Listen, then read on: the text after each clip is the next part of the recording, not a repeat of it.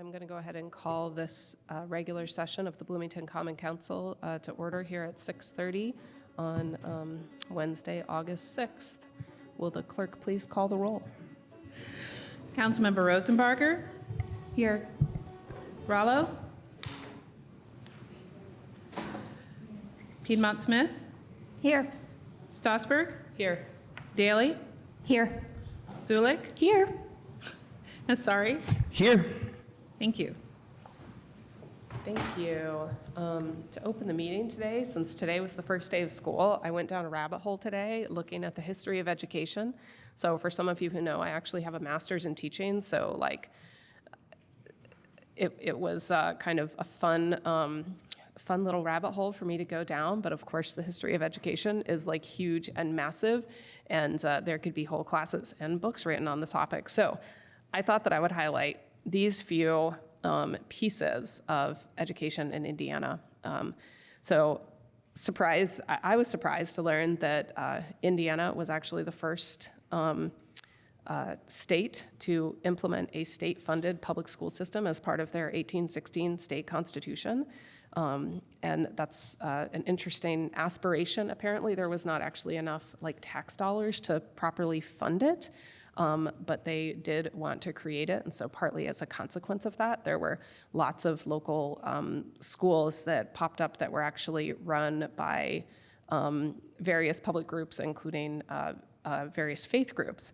And what that meant was that Black people, according to the, let's see if the source, the Indiana, the Early Years from Old Print Shop Portfolio in 1966, said that Black people moving into the state actually fared pretty good in securing education for their children. And between 1816 and 1831, they could attend public school without as much discrimination, and that private schools run by Quakers and other sectarian groups, Methodists, Baptists, tended to include Black children. But then in 1834, a resolution passed taxing Black people $2 for the school fund instead of white people who were only taxed 50 cents. And then in 1843, the General Assembly prohibited Black children from attending district schools. So it was kind of a backwards evolution in some ways, in my opinion. In 1869, the General Assembly required that school trustees organize separate schools for Black children. And that was all very interesting to me. And then, of course, I ran into the fact that education was not actually compulsory until 1897. So all of these schools, they were state funded in theory, property was given, but you didn't actually have to send your kid to school until 1897. So I could go on and on and on, but I won't. And instead, I will move into our actual meeting, trusting that if people are interested, they'll do a little bit more school research, because it is really, really interesting to think about the history of education in this country as a whole and in this state. So moving into our agenda summation, first we have some minutes for approval, and there was a slightly revised version of those sent out this evening with, or this afternoon with the spelling corrected. Then we'll move into reports. Reports from council members, and then from the mayor and city offices, where we have a report from the Bloomington Monroe County Human Rights Commission. We'll have reports from council committees, where I believe that we have a report from the Committee on Council Processes and from the Public Safety Income Tax Committee, and then we will have reports from the public, and that will be the first time in the agenda that a member of the public can make a public comment on items not on the agenda. After those reports, we will have appointments to boards and commissions. We do have some appointments this evening. We have no legislation for first reading tonight, but we have several pieces for second reading. So we will move into second readings and resolutions, starting with Ordinance 2025-25, which is a UDO amendment related to self-service storage. Then we will have Ordinance 2025-26, a UDO amendment related to fraternity or sorority house, artist studio or workshop, vehicle fleet operations. Then we will have Ordinance 2025-27, amending the UDO and the vehicle fuel station part of the use table. Then we will have Ordinance 2025-28, amending the UDO related to vehicle wash. And then ordinance 2025-29, amending the UDO related to tattoo or piercing parlor. Then we will end with ordinance 2025-30, vacating a public parcel related to a 12-foot public alley adjacent to 909 East University Street. After those ordinances, we will have an additional period of public comment. So if people want to comment on anything not on the agenda, they're also able to do it at that point, and you may comment on one of those two sections. And of course, each piece of legislation will have a public comment area associated with it. I have a couple notes about council schedule, and then we will adjourn for the evening. So going back to the beginning, we have minutes for approval. I move that the minutes from April 2nd, 2025 be approved as revised. So we have a motion and a second to approve those minutes. Does anybody have any questions on them? Clerk Bolden? Would you be willing to change the motion to indicate not that they were revised, but that they were sent out again this afternoon, since they weren't revised in this meeting? Councilmember Daly? I'm sorry, can you repeat that? Yes. Would you be willing to change your motion to indicate that the minutes were sent out again this afternoon with a revision, as opposed to indicating that they were revised because they were not revised in this meeting? Happily. Thank you. Yes, thank you. Sorry. I will withdraw this motion. And I move that the minutes from April 2nd, 2025 be approved as revised earlier via packet to council. Is that okay? Okay. Are there any other questions about this? Okay, thank you. I want to note that Councilmember Rallo is now virtual, so if the clerk could please call the roll on the motion to approve the minutes. Rallo? Yes.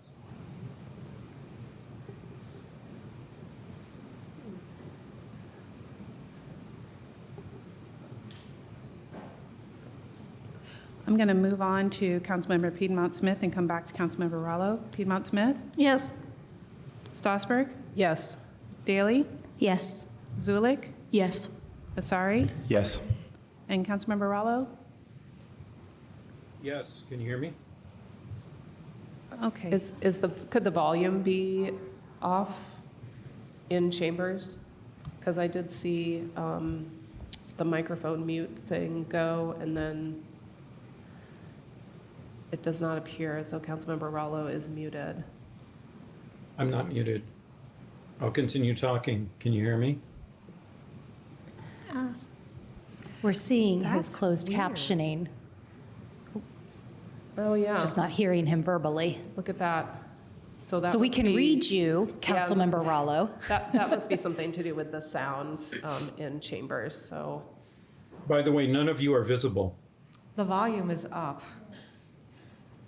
Are the speakers on?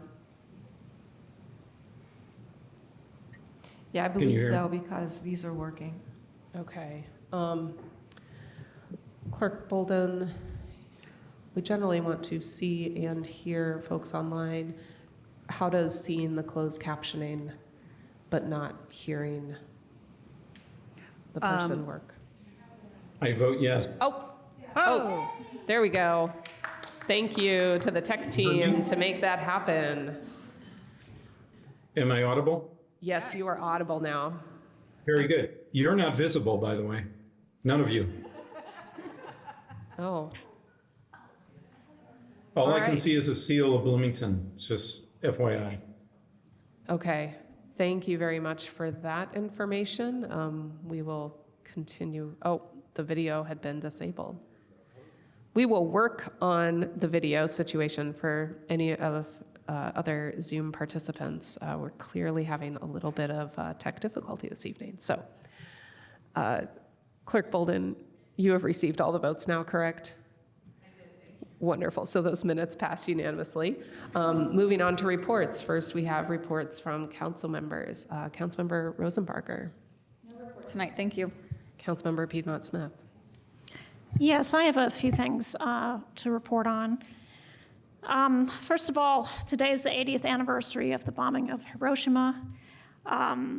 So I wanted to note that the significant world event on August 6, 1945, a US B-29 bomber dropped a 15-kiloton uranium bomb on Hiroshima, killing an estimated 140,000 people by the end of that year and many more through the course of the following decades due to the radioactive fallout.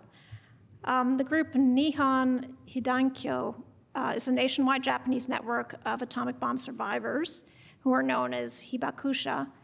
And this organization was established in 1956, and it has worked to keep the legacy of the Hiroshima and Nagasaki bombings alive.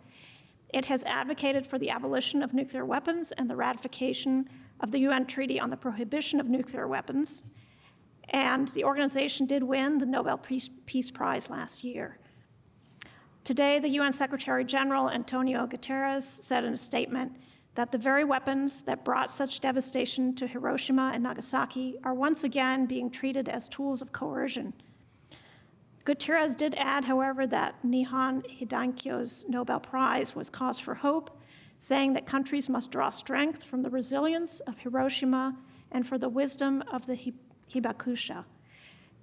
So these are people who actually survived, who have spent the rest of their lives advocating for the abolition of nuclear weapons, which I also and this body have actually spoken out in favor of as well. Unfortunately, the United States is one of many countries that has not signed on to the UN treaty. So I wanted to mark that. And then on a lighter note, I wanted to congratulate the organizers of the Taste of Bloomington, which occurred this past weekend. It seemed to, as a participant, I don't have any stats, but as a participant, it seemed to have been a big success. So I want to thank the organizers, the restaurant and food truck participants, the musicians, and everybody who attended.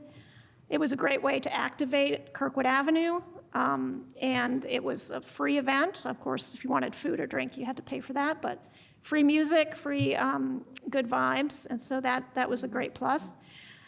And I also wanted to thank the nonprofit organization Garden Quest, who provided bokashi composting buckets so that at least some of the food waste will be composted.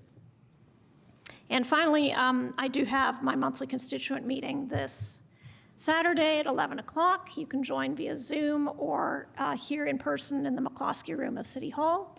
And that Zoom link is on the City Council website, bloomington.in.gov/council. That is it for me. Thank you. Thank you. Councilmember Daley. Yes, thank you. I just wanted to briefly remind everybody that I mentioned last week. I have a constituent meeting coming up on August 16th, which is a Saturday at 2 p.m. at the Monroe County Public Library, the Southwest Branch, Meeting Room A. This is for District 5, but it's not, you don't have to live in District 5. Everybody is welcome to come. I will be joined by a very special guest, Director Hiddle from Planning and Transportation, to talk about UDO updates and changes. So bring your questions. Hopes to see you there. Thanks. Thank you. Councilmember Zulek. Thank you. A couple things. I just want to acknowledge that the final construction bids for the convention center have been awarded, and they are at $51 million, which is $1 million under their $52 million construction budget, including funding all alternates for the new expansion. So I just want to say thank you to everyone who was involved, including our design team at Schmidt Associates, Weddle Brothers Construction, J.S. Held, our lovely capital improvement board members, including President John Whitehart, who has been very lovely to me and walking me through the whole process. So thank you to them. And then secondly, I would just want to second Councilmember Piedmont Smith's comments about taste. It was lovely. I signed up to volunteer in the opening shift to set up, and we were really only needed for like an hour and a half because there were so many people. So it was very inspiring to see so many people in the community come together, and then even more people once it hit 3 and taste started, and the food was incredible. So please go out and try all of our amazing local restaurants. Thank you. Thank you. Councilmember Asari. No report, thank you. Thank you. Councilmember Rallo. Yes, I just wanted to echo Councilmember Piedmont Smith's recognition of the anniversary of the bombing of Hiroshima and then later Nagasaki, 80th anniversary, it brings to mind a personal relationship I had with a member of the team that worked on the atomic bomb, the Manhattan Project. He was a chemist. His name was Howard Guest, and he was a microbiologist at Indiana University. He was first a chemist, and he was involved in the purification of the isotope that was used in the bombs. And he and about 80 other physicists and chemists who worked on the Manhattan Project signed what was called the Szilard petition, because it was begun by a physicist named Szilard. And it was meant to essentially give the full information to Truman about the effects of the atomic bomb, and that they were urging it to be demonstrated before it was used on a civilian population. That petition never made it to Truman. It was intercepted by the military, and it was Truman never saw it. And it also brings to mind the fact that nuclear proliferation is still a problem. Many countries have them. We have multiple weapons of mass destruction, of course, synthetic biology, bioweapons, AI is involved, advanced robotics, and so forth.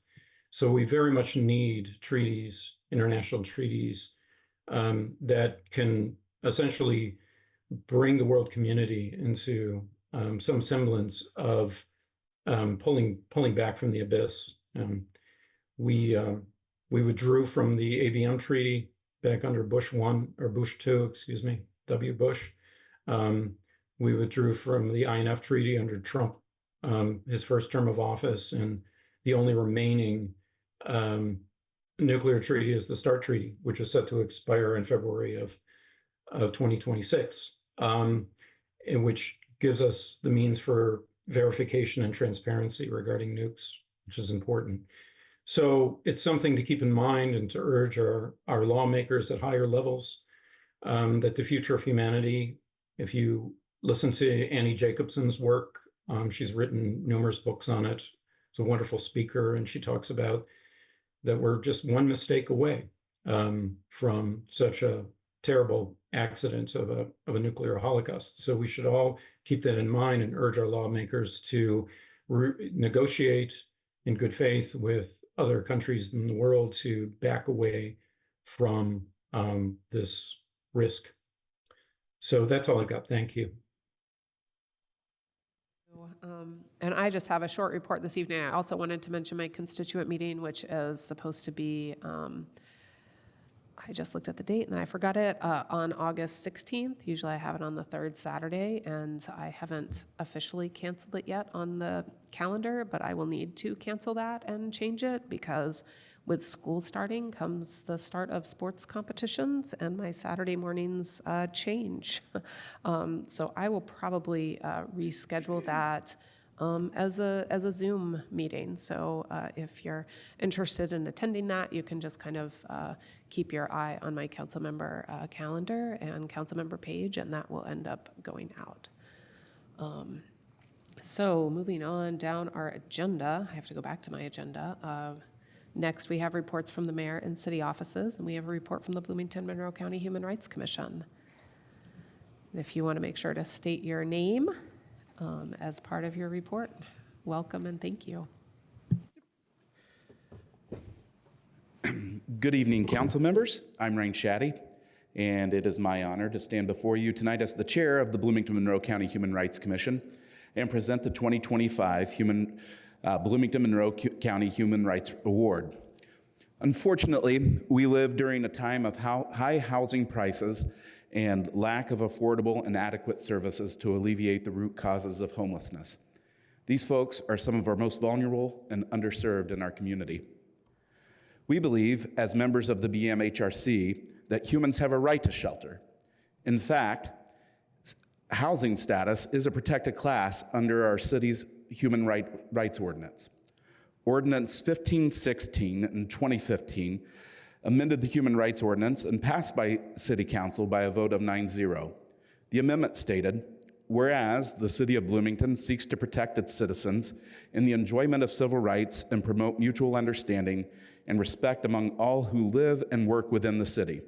And whereas prejudice, intolerance, and discriminatory practices directly and profoundly threaten the rights and freedom of City of Bloomington residents. And whereas there is reason to believe that people who are perceived to be homeless are discriminated against in employment, public accommodations, housing, and education. While we continue as a city to strive to achieve the lofty ideals of our human rights ordinance, including the right to shelter, there are so many individuals and organizations who help build the foundation needed to serve this mission. One of those organizations is the Bloomington Severe Winter Emergency Shelter, or BSWERS. According to BSWERS Nominator, in 2024, the organization provided shelter, community, and dignity to some of Bloomington's most vulnerable neighbors. As a new organization operating on a minimal budget, they mobilized quickly to open on the coldest nights of the year. They offered no strings attached shelter and support to those without other options. BSWERS is a collaborative effort led by a dedicated group of volunteers and local faith communities. Shelter space was provided by 2 downtown churches, First United Methodist and First Christian Church.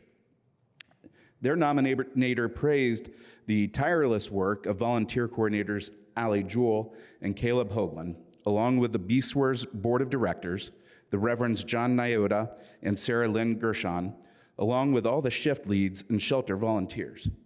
196 volunteers, to be exact, who tirelessly served 100 unhoused community members over the 42 coldest nights of the year.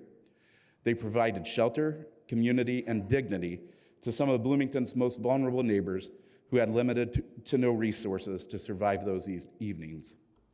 The BMC HRC, that is such a mouthful sometimes, is pleased to present the 2025 City of Bloomington and Monroe County Human Rights Award to the Bloomington Severe Winter Emergency Shelter.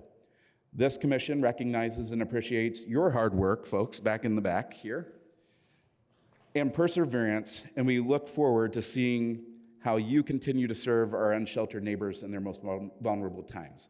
If you guys would please come forward to be honored. Oh, over here.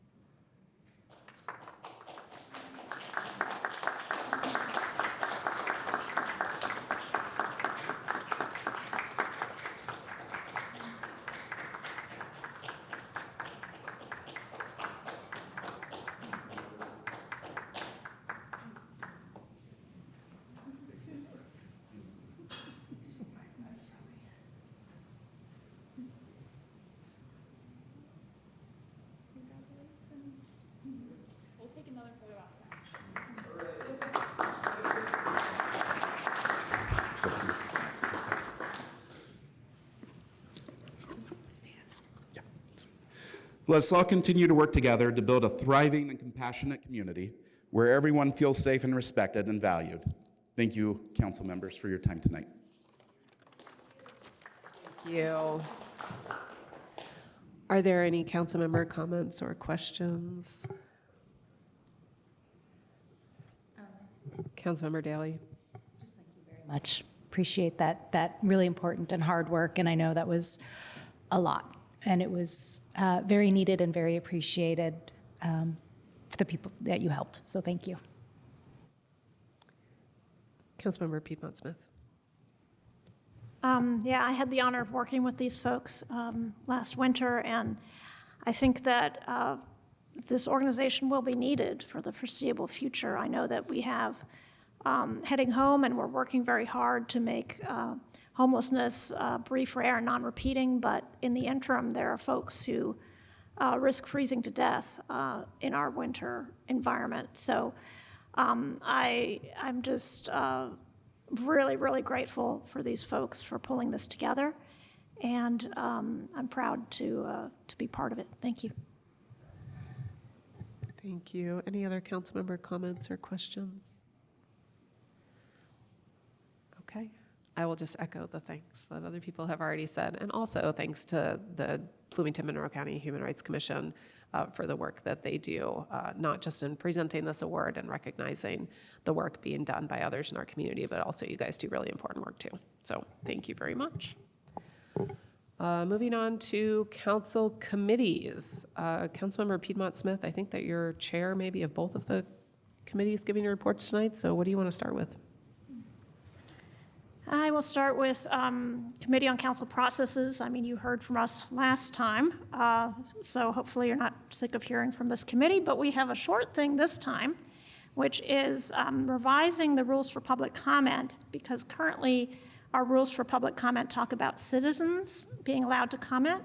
And of course, we want to hear from residents of our community whether they are citizens or not.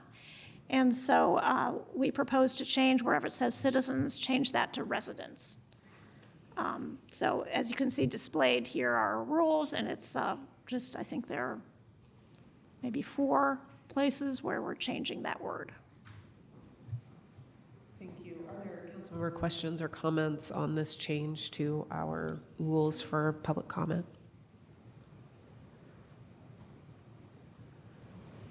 I think that we need an official motion to change the rules for making public comment on agenda and non-agenda items to represent the change before us. Do I have such a motion?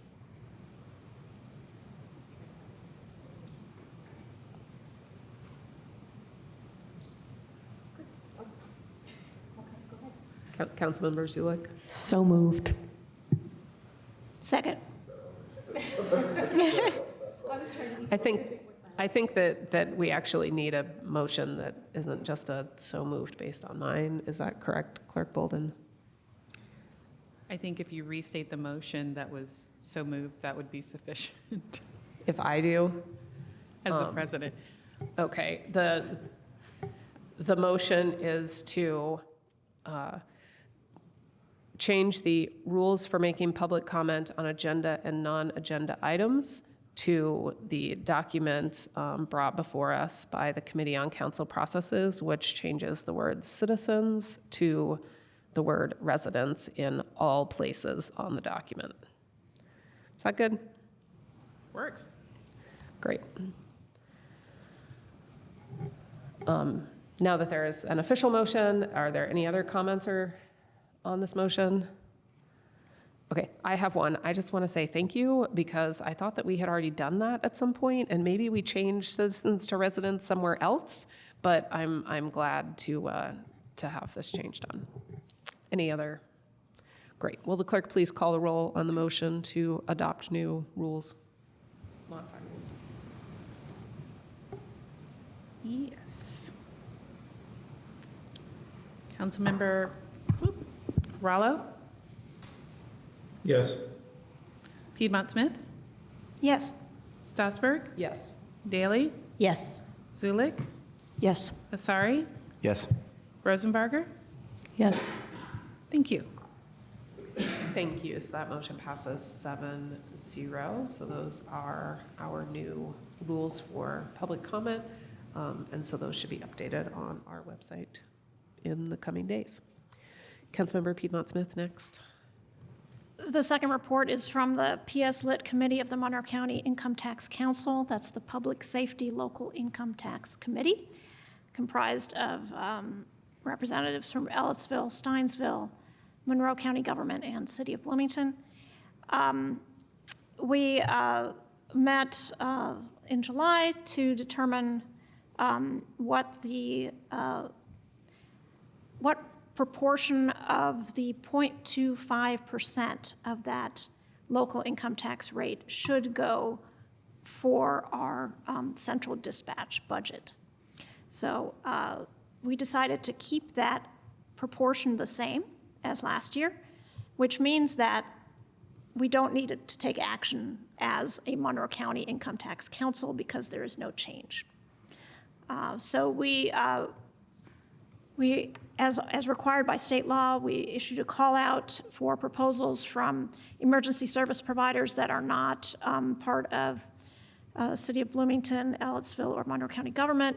We received no applications. We looked at the budget for Central Dispatch and the reserves that they had available to them, and we determined that the amount that was received for 2025 would be sufficient for 2026. We don't have actual new figures, but we based it on the current year figures. So we decided not to change that rate.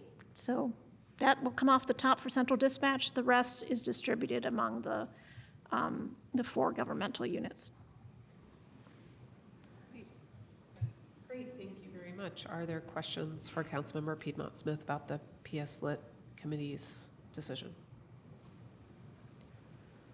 Great, thank you very much. Thank you to other council members who are also on that committee. Moving on, we have our first period of public comment next. So if you are a member of the public and you wish to make a comment on an item not on the agenda, if you're in chambers, you can approach the microphone and you will have up to 3 minutes. If you're on Zoom, you can go ahead and raise your hand using the reactions tab, or you can send a chat message to the host. And I do see somebody moving in chambers, so if you could make sure that you sign in there, which I think I see that you are doing, and state your name for the record. And I'm just going to check our staff. We have the timer ready. Fantastic. Go ahead and start when you're ready. Thank you. Good evening, Madam President. This is Christopher MG from the Greater Bloomington Chamber of Commerce. I first want to start off by thanking Mr. Shadday from the Human Rights Commission, sort of putting a spotlight on the compassion of our community with the Bloomington Severe Winter shelter that they put together. Amazing what they were able to do in such a short period of time. Tonight I want to talk about my third part of on homelessness, specifically public order and budget accountability. As we've gone through this budget cycle and future budget cycles, it's important that we evaluate real outcomes on our local homelessness strategies. We believe that the future must include safe, vibrant public spaces and compassionate, effective care. We don't think the values are mutually exclusive. So we urge you to have outcome-based process when you put into place to ask these questions. What are we getting for money we spend on homelessness-related services? How much is reactive, cleanups, crisis, emergency housing? How much is it preventative, easy for me to say, leading to permanent housing, reduced recidivism, reduced emergency calls, and restored community spaces? Our community is a very generous one, as we've heard earlier today, but our service system is saturated. Local nonprofits are stretched thin, case managers face unmanageable caseloads, and we heard from the mayor in her recent press release about the Crawford apartment situation, which illustrates what happens when we fund housing without fully funding supportive services. So the chamber urges all of us, all residents, to hold service providers accountable for results, not just good intentions, that we prioritize data-driven funding that demonstrates which programs truly help people transition out of homelessness and not just maintain it. And a recent Indy Star column highlighted a difficult but very important truth. Public order matters.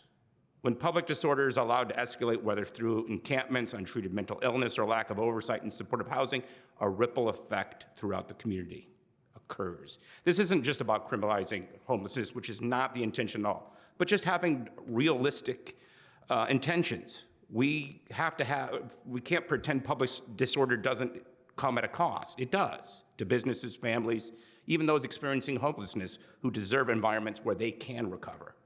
Downplaying concerns about public safety often becomes a luxury belief, one that ignores the daily realities, and one that I have been guilty of as well. You can support mental health care and housing first model and still expect streets to be safe and public parks to be usable. Ignoring it doesn't make it go away. Our members want Bloomington to be known for its compassion and for its functionality. A progressive community should never be at odds with safety and civic disorder. We can and must do both. I thank you for your time tonight. Thank you. Is there anybody else in chambers? Is there anybody raise their hand on Zoom? No. Okay, seeing no more public commenters. For now, we will move on to appointments to boards and commissions. Councilmember Rosenbarger. Thank you. I would like to recommend for the Board of Housing Quality Appeals, we have 2 seats. I would recommend that we appoint Navdeep Badni to seat C1 and Zoe Zolman to seat C2. Thank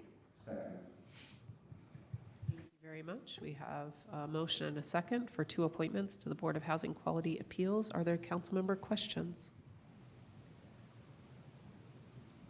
Great. Clerk Bolden, if you could call the roll on those appointments. Councilmember Piedmont Smith, Yes. Strasburg, Yes. Daley, Yes. Zulik, Yes. Asari, Yes. Rosenbarger, Yes. Rallo. Yes. Thank you. Thank you. That unanimously passes, and I want to thank Mr. Badney and Ms. Solomon for their service to that board. We have no legislation for first reading, so we're right into legislation for second readings. Councilmember Daley. I move that ordinance 2025-25 be introduced and read by the clerk by title and synopsis only. It's been moved and seconded to introduce ordinance 2025-25. Will the clerk please call the roll on that motion to introduce? Councilmember Strasburg, Yes. Daley, Yes. Zulik, Yes. Asari, Yes. Rosenbarger, Yes. Rallo. Yes.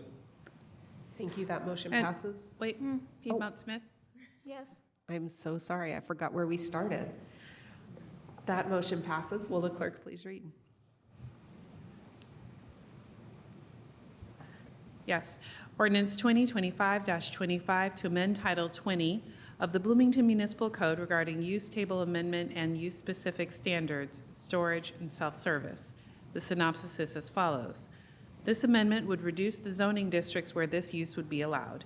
The proposed amendment would allow this use as a permitted use in the mixed-use corridor and mixed-use student housing districts only.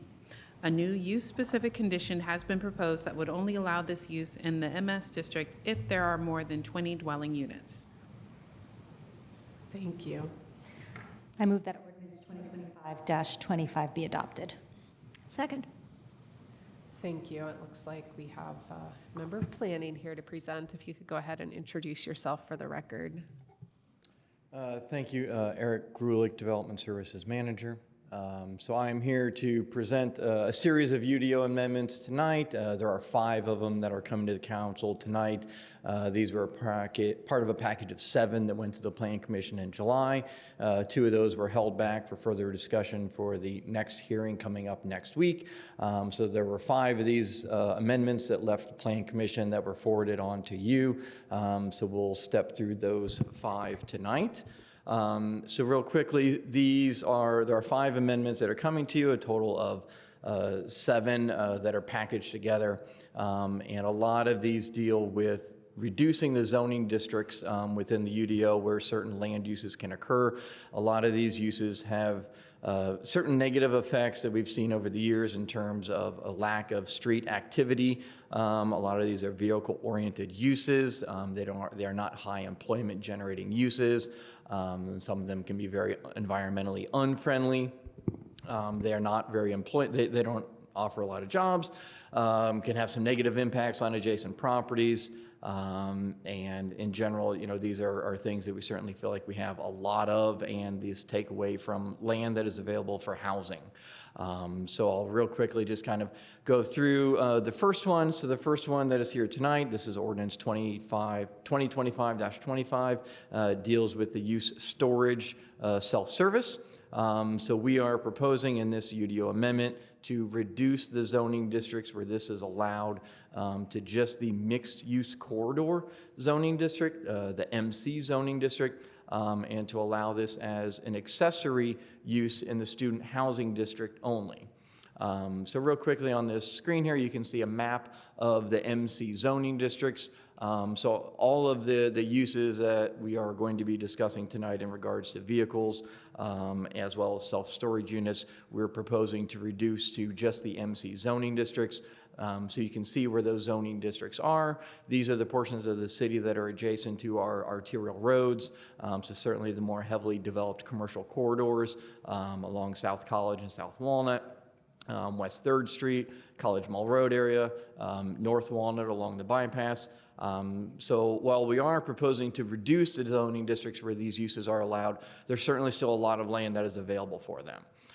So for the self-storage unit use specifically, as I mentioned, we are proposing to allow this in the MC zoning district only, and we're also proposing 2 new use-specific standards to help further regulate this use.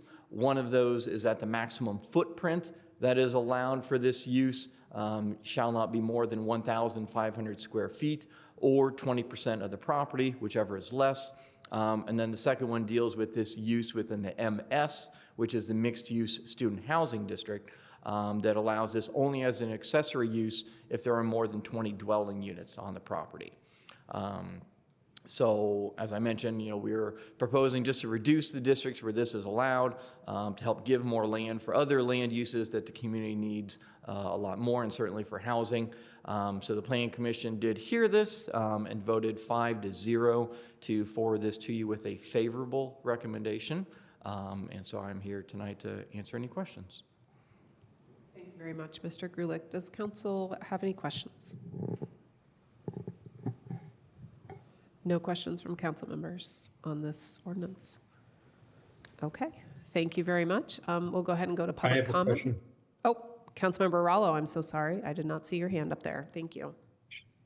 Mr. Gerlich, I had a question about, is there any discussion at the Planning Commission? I see that some of these, although they're arterials and high traffic and so forth, and so there's probably a good rationale to place storage units there. But these are considered gateways to the community. Is there any discussion about the aesthetics and whether this is appropriate for certain areas? For instance, North Walnut. Question, and this is something that we deal with a lot with self-storage buildings, is that they are held to the same architectural standards as every other building, meaning they have to have a certain amount of modulation, projections, windows and awnings, which can be very challenging for self-storage units, but they are still able to meet those. So they are held to the same standards that all buildings are held to.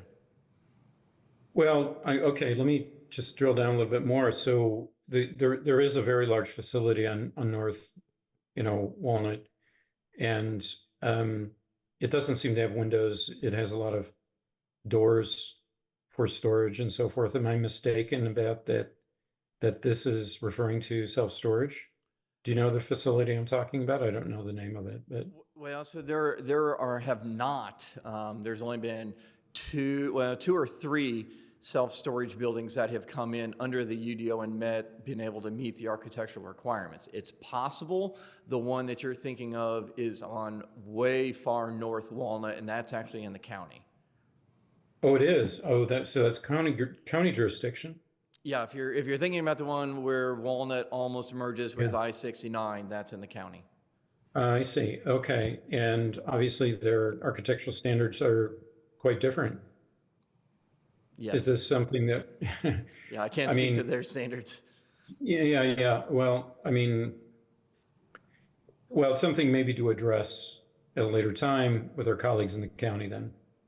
Yeah. But I appreciate that. So in other words, there are architectural standards that are, we would say, superior and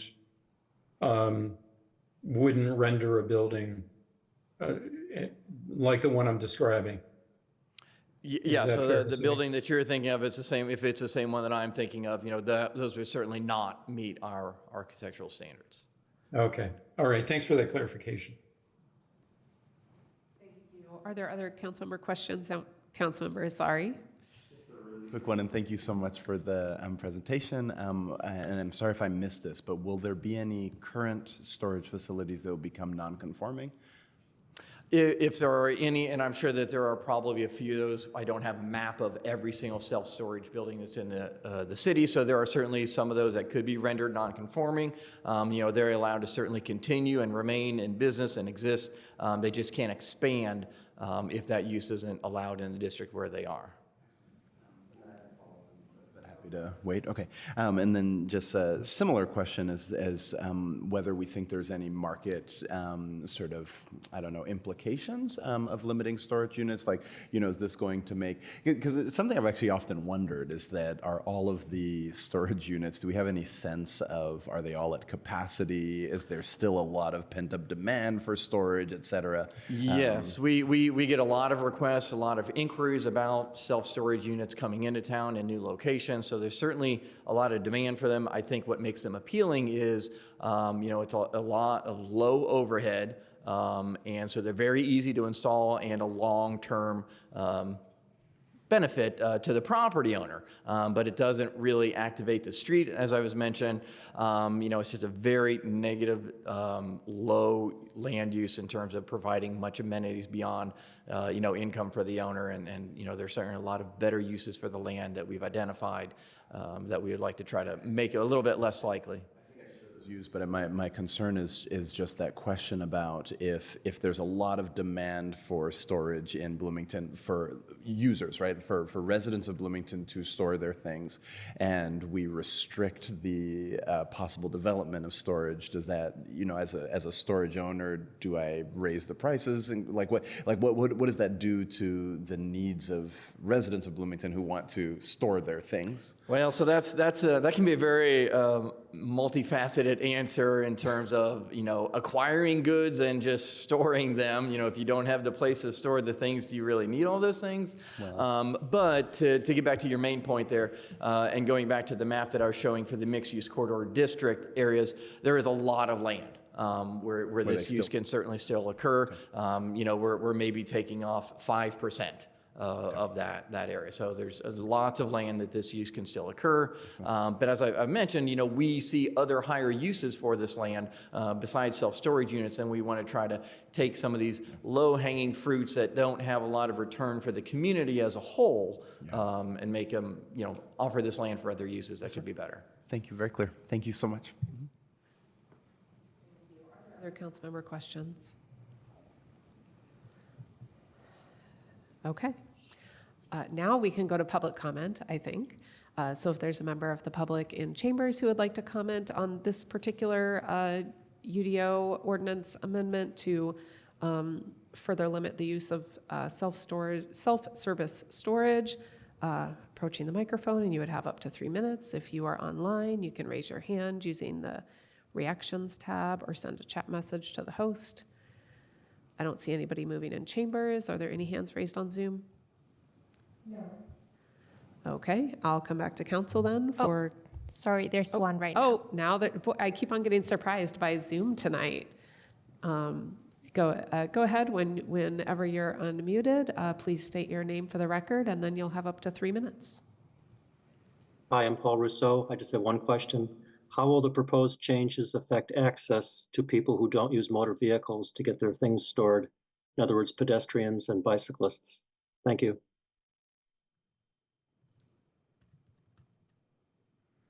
Thank you. I feel like I need to ask for public comment again, just to make sure. No other hands raised on Zoom? Yeah. Okay, thank you very much. Now let's revert back to council then for council member comments or any last questions. Council member, sorry. Head first. Okay. Has raised their hand. Who wants to go first? Councilmember Rollo, go for it. I'm thinking we probably have the same question. So I think Mr. Rousseau had an excellent question. Mr. Gorley, could you speak to that? Are we limiting access for people who don't drive cars? Yeah, so this ordinance change doesn't really change how buildings are accessed. As I kind of briefly discussed, the mixed-use corridor are the portions of the city that are along our more highly traveled arterial roads that probably have better access in terms of pedestrian improvements and road connectivity. So if anything, I'd say that we're allowing these only in the places that have that better access to some degree. I see. Okay, so there are pedestrian and biking facilities along these arterials that could be utilized. Okay, thank you. Thank you. Any other councilmember questions or closing comments? Councilmember Asari? I think sort of it's kind of a question and a comment. That the sort of what do we know about people who use storage in Bloomington, right? I mean, because I think on paper I have no qualms with the sort of theory here, with the theory of change, with the argument that's being made. I agree. Like, I'd rather that we had houses than storage units. I think all of that makes a lot of sense. However, I'm trying to understand just to be sure. I mean, we represent the people of Bloomington as well, and my thought is that the vast majority of people who are using storage are my first thought goes, okay, it's the student population. They go, they come, okay, there's lots of, maybe that's a large portion, but there's also a lot of people who maybe are in between moving houses, or who are here only for a portion of the year. I can think of a lot of different uses of storage, and so I'm just trying to understand what we know and how much thought went into the actual existence of storage to begin with, right? And just like what the residents of Bloomington need and how they're interacting with storage, and how these changes would change their interactions with storage. Yeah, and that's a very difficult question to answer, because we don't have information on who rents these storage units. That would be kind of protected information that the owner of the unit has, and they're not asking questions of why do you need this unit. So all of those things that you touched on certainly are a wide range of needs of members of the community in different situations. And it's just a balance, I guess, of what we have looked at of, land that we continue to see that is used for this use that could have better uses. There's still a lot of land. I guess I really want to emphasize that there's still a lot of land within the community that is zoned for this use where it can occur. And so, we're certainly not severely limiting the places where this can happen. There's still a lot of areas where this certainly can be allowed. So where we're pulling it out of, the districts where it's allowed use now, for instance, the mixed use medium scale, or the downtown, or other areas, some of those are areas that have a lot of residences in there or are embedded in neighborhoods, and these uses aren't always appropriate in highly residential areas where you have a lot of people coming and going. As I mentioned, it doesn't really activate the street presence. It's a very dead space, along these street frontages that are oftentimes in neighborhoods. And so we're trying to find better uses that can activate street presences. And so just slightly reducing the districts where these allowed, it might have a very negligible impact, honestly. But we're trying to just make some small adjustments to the code to get more land that is not getting swallowed up for these that could be used for better things. Councilmember Rosenberger? Thank you. I'm excited about this. I wish it was actually a little larger, I guess, for mini storage, which sounds funny, but I would be up for just saying no more new mini storages in the city of Bloomington. One time I had a constituent meeting, and someone did say it saved their marriage because they were combining homes and they got to put things in mini storage for a while. So I also think that's a valid use. And just to also touch on the residents' question, or who on Zoom.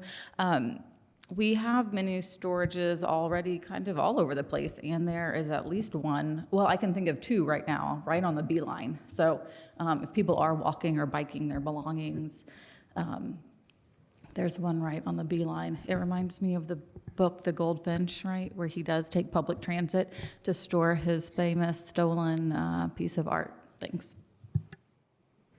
Thank you. Are there other council member comments?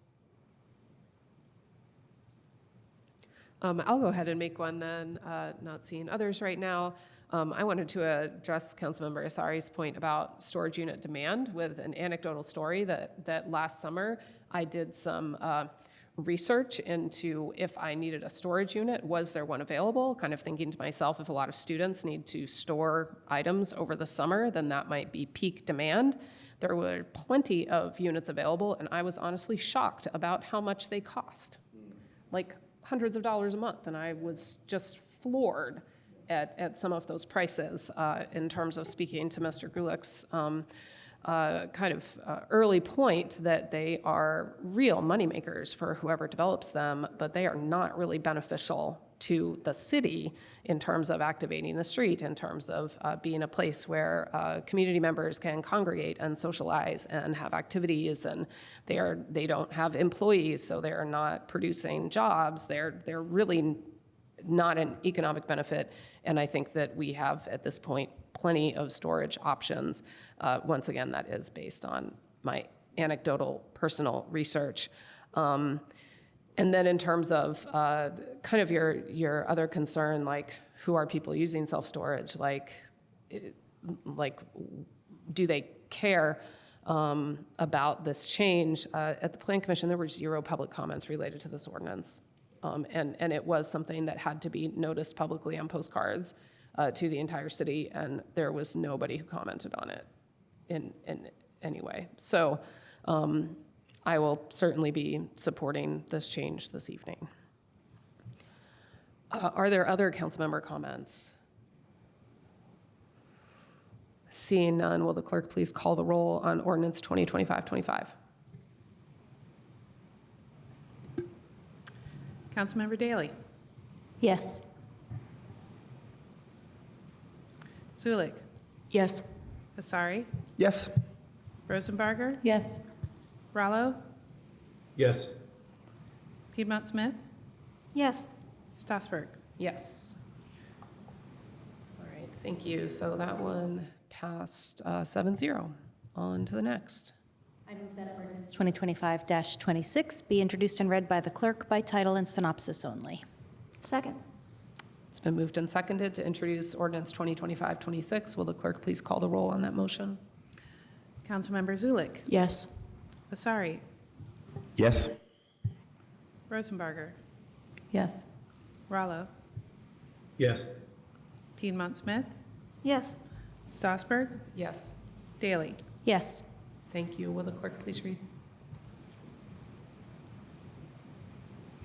Ordinance 2025-26 to amend Title 20 of the Bloomington Municipal Code regarding use table amendment, fraternity or sorority house, artist studio or workshop, vehicle fleet operations, large and small. The synopsis is as follows. This amendment would propose the following changes to the Unified Development Ordinance and include the following. Fraternity or sorority. This amendment would remove the asterisk, Lord, that is currently shown associated with the use fraternity or sorority that reference use-specific standards that were removed in 2023. However, the asterisk could not be removed at that time since that would require an amendment to the use table. Artist studio or workshop. This proposed amendment would add the use artist studio or workshop as a permitted use in the mixed-use student housing district. Office. This proposed amendment would add the use office as a permitted use in the mixed-use student housing district. And vehicle fleet operations. This amendment would add an asterisk to the use table to reference use-specific standards that were introduced and approved earlier this year.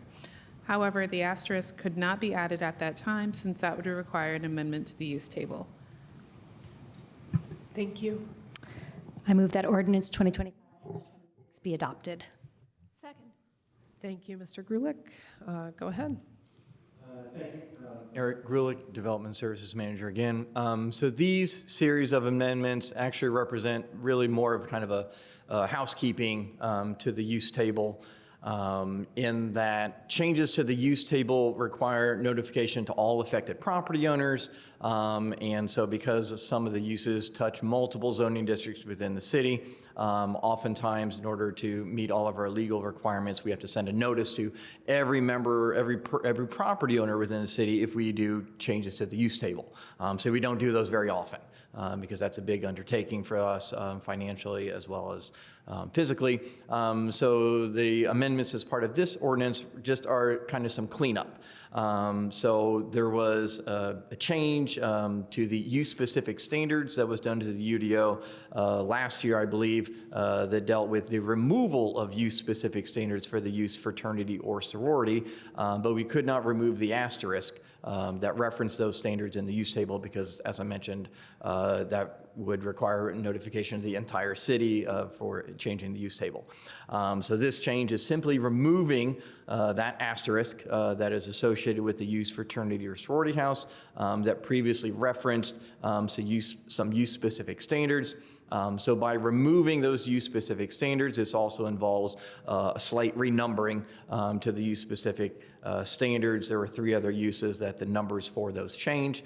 So this has a minor housekeeping cleanup as associated with this one as well.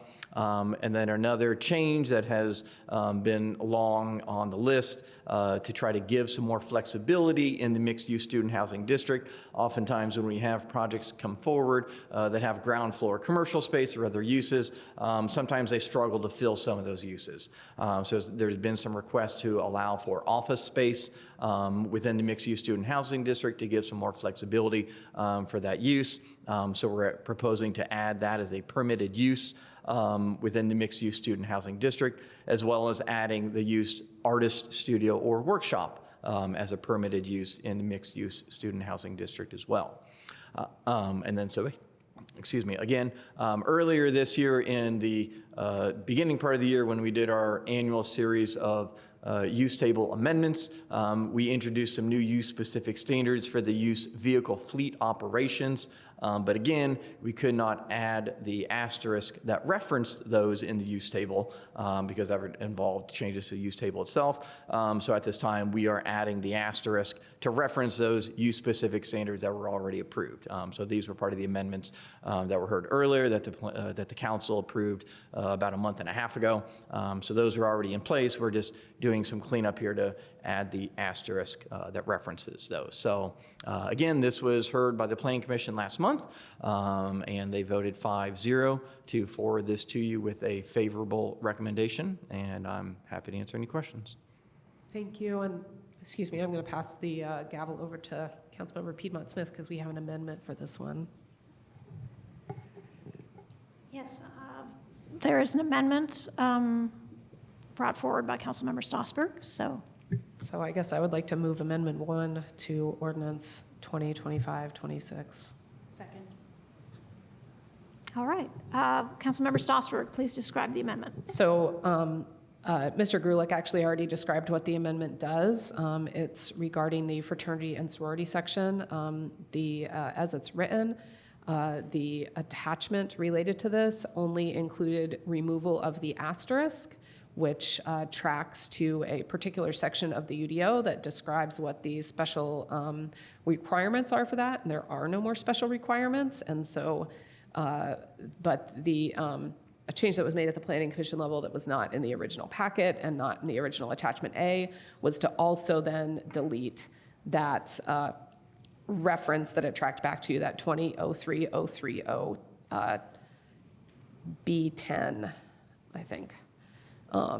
And so then really it is literally just deleting the heading fraternity and sorority house and then renumbering, renumbering everything else past that. So making 11 into 10 and 12 into 11, et cetera, since that's no longer needed. Very good. Any questions about this amendment?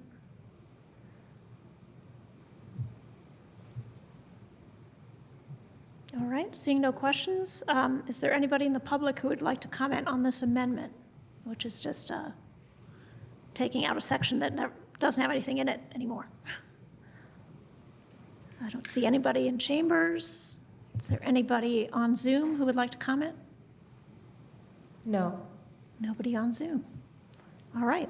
We will come back to council. Any final comments on the amendment? I cannot see Councilmember Rallo, but I assume I will see if he has a comment. Nope. Okay. All right. Clerk Bolden, could you please call the roll on Amendment 1 to Ordinance 2025-26? Yes, Councilmember Asari? Yes. Councilmember Rosenbarger? Yes. Rallo? Yes. Piedmont Smith? Yes. Strasburg? Yes. Daley? Yes. And Zulik? Yes. Thank you. Thank you. That amendment is adopted. The vote of 7-0. I'll turn the gavel back over to President Strasburg. Great, thank you. So now we are back to ordinance 2025-26 as amended. Are there any council member questions about the ordinance as a whole?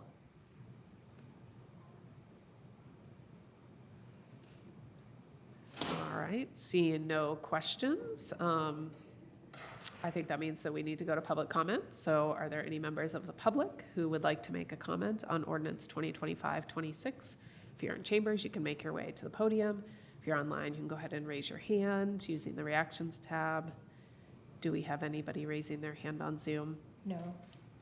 Okay. Not seeing anybody still. Let's go ahead and come back to council for any council member comments on this ordinance. Any comments? All right, seeing no comments, will the clerk please call the roll on ordinance 2025-26 as amended? Yes, Councilmember Rosenbarger? Yes. Rallo? Yes. Piedmont Smith? Yes. Strasburg? Yes. Zulik? Yes. Asari? Yes. Thank you. Great, thank you very much. That motion passes 6-0. Now we're on to the next one. Lacking a parliamentarian, who would like to make that motion?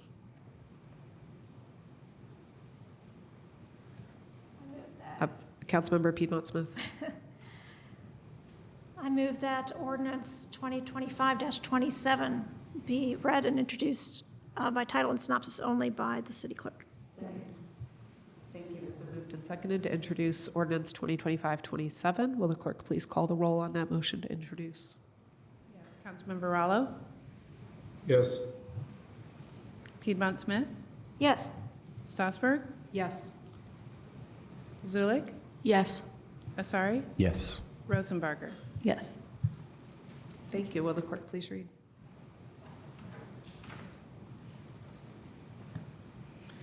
Ordinance 2025-27 to amend Title 20 of the Bloomington Municipal Code regarding use table amendment, vehicle fuel station. The synopsis is as follows. This amendment would reduce the zoning districts where the use vehicle fuel station would be allowed. The proposed amendment would allow this use as a permitted use in the mixed-use corridor zoning district only.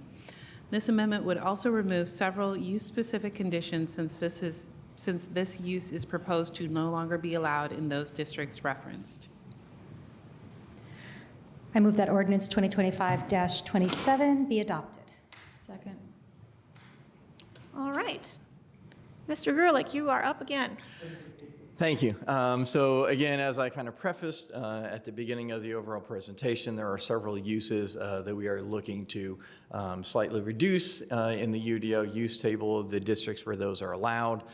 So this particular amendment would amend the zoning districts where the use vehicle fuel station is allowed. So we are proposing to amend the zoning use table to allow this only in the mixed use corridor zoning district. So as I mentioned with other presentations, there's still a lot of land that is available for this use within the community that is zoned mixed-use corridor. We're just simply reducing the areas where those could be allowed. With this, since we are proposing to take this out of some of the zoning districts that are referenced in the use-specific standards, there are 4 of those use-specific standards that need to be modified to remove language referencing districts where the use is no longer allowed. As I mentioned, this was heard at the Planning Commission just a few weeks ago, July 14th, and they voted 5-0 to forward this to you with a favorable recommendation. And so with that, I'm happy to answer any questions. Thank you. Are there any questions about the vehicle fuel station change for the use table?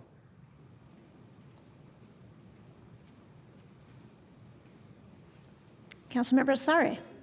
Similarly, very quick question is just about whether there are any non-conforming ones and the impacts on non-conforming.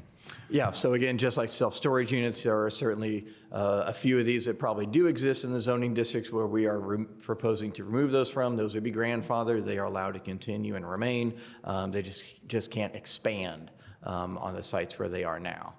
So by expansion, what I mean is adding new fuel pumps or expanding onto the physical building itself. It doesn't prevent them from changing out fuel pumps, if something goes bad or if they have to change out the underground tanks or something like that. It does not prevent them from remodeling the inside of the stores or doing general maintenance to the buildings or the tanks or anything like that. It just prevents adding new tanks or expanding the building. Quick follow-up. And if they were to expand, for example, to provide more food services, would this also count as expansion? So that's a great question. If they were expanding to add a permitted use, such as a restaurant, then that could be allowed, but they couldn't add the component that wouldn't be allowed, which is the vehicle fuel pumps. Thank you. Other questions? I have a quick one just for clarity. What if they wanted to add electrical charging stations? Yeah, so that would be allowed because we don't look at those as a separate vehicle as the gas pumps themselves. Okay, so that's like a separate use. It's not. Yeah, yes. It gets categorized separately. So if an existing non-conforming fuel station with this wanted to add electric charging stations, that would be allowed. Yes, I believe so. I don't see anything that would prevent that from being expanded. Okay, thank you. Councilmember Rallo. Thanks. Mr. Grolich, suppose there's a transfer of ownership. Does that affect the use? No, that does not. Okay, thanks.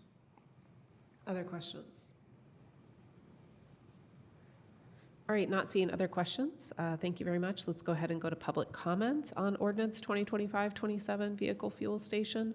If there's any members of the public wishing to comment on this, if you're on Zoom, you can raise your hand or send a chat message to the host.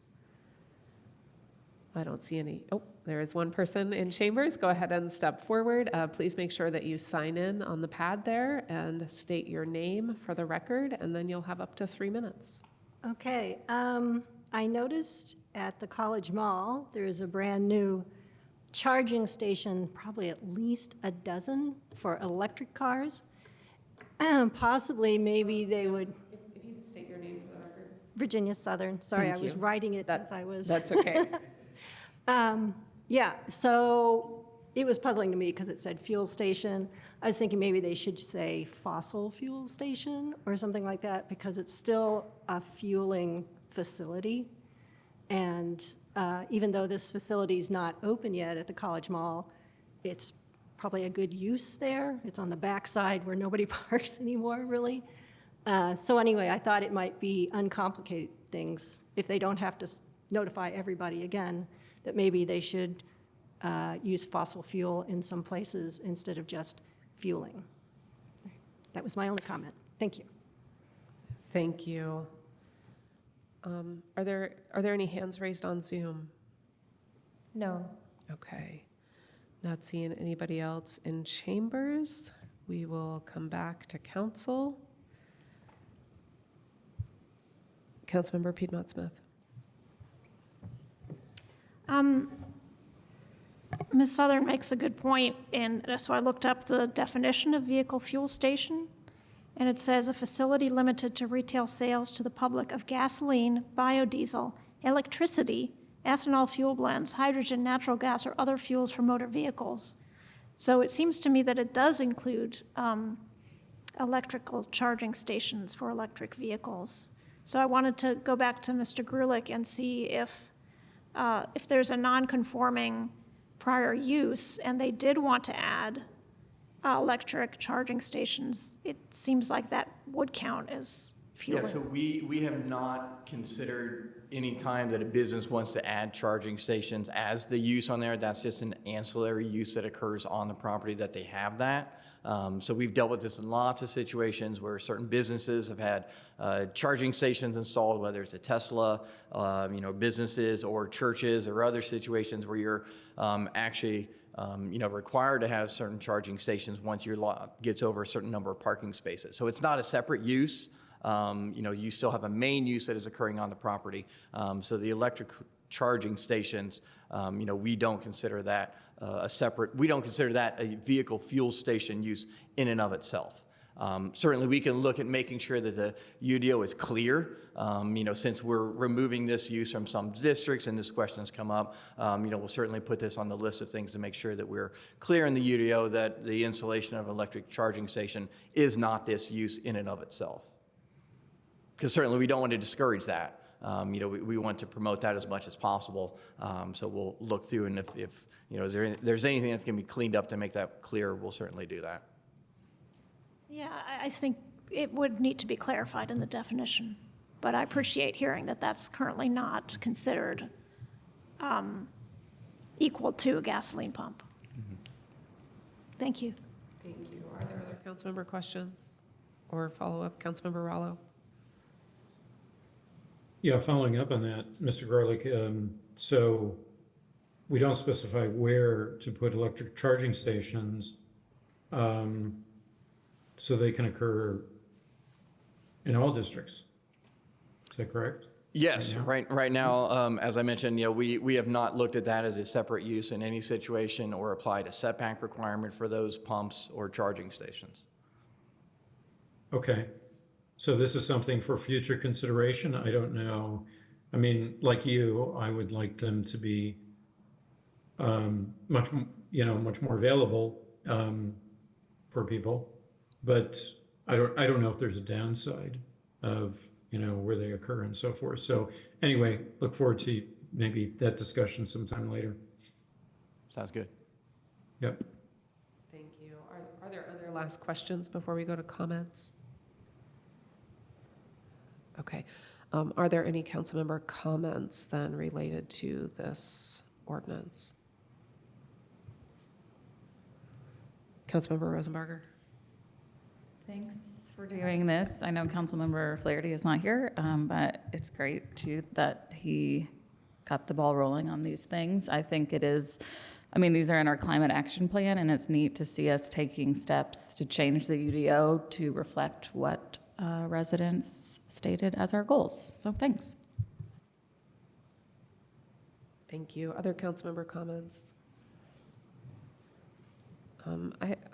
I will make a short comment that I also think that it's worth clarifying that definition of vehicle fueling station. And I also want to point out that we also have a definition for electric vehicle charging facility. And so my guess is that the definition for electric vehicle charging facility is newer than the definition for vehicle fuel station. And so it was potentially overlooked at some point that the definition for vehicle fueling station included that electricity piece. So, and I also want to clarify for the member of the public who brought this up, thank you for bringing this up, but also to change that definition would not require the broad mailing notice that was required for a use table change. And so that kind of change would just be called a text amendment and could just be done kind of in the normal course of things where it goes through the Plan Commission and then goes from the Plan Commission to here. So there are several mentions and opportunities for the public to get involved, but there's not that cost associated with mailing a letter or a postcard to every single resident.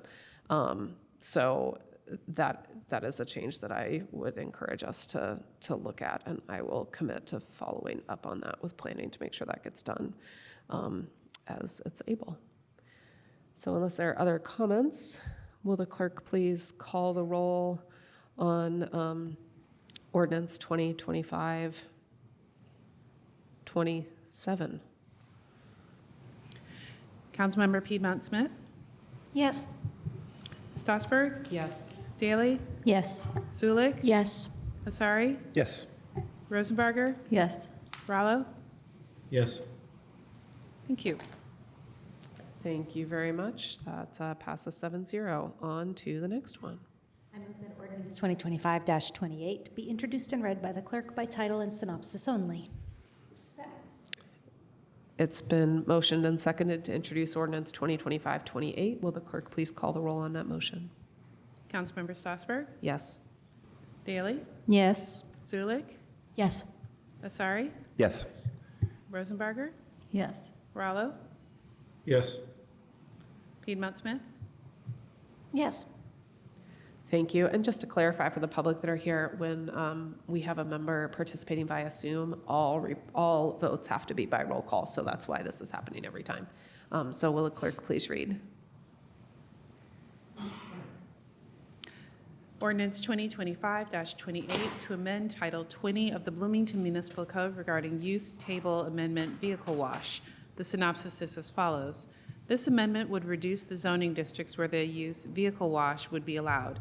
The proposed amendment would allow this use as a permitted use in the mixed-use corridor zoning district only.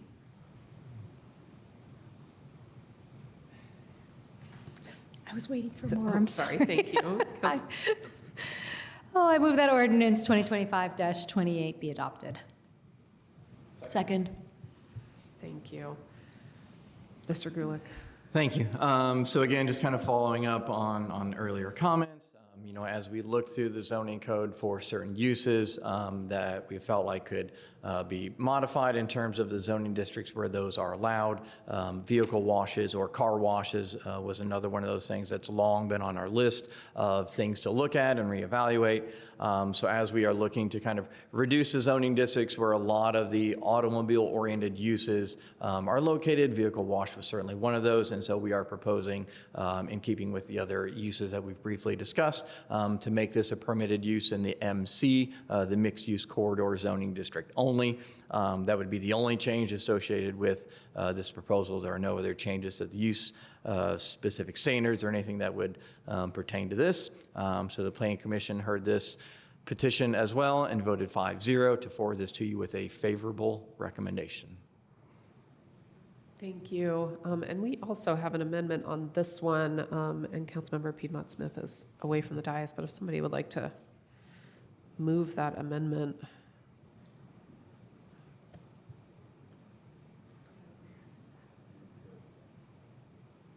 Move to introduce Amendment 1 to ordinance 2025-28. Second. Thank you. Councilmember Piedmont Smith is not present at the moment, but I think that it's on page 35 of our packet, if you're uncertain. It is simply a replacement of the original attachment A. I think there was just an error in putting the packet together, and the wrong table got inserted as the attachment for this particular ordinance. So the amendment just inserts the correct part of the table.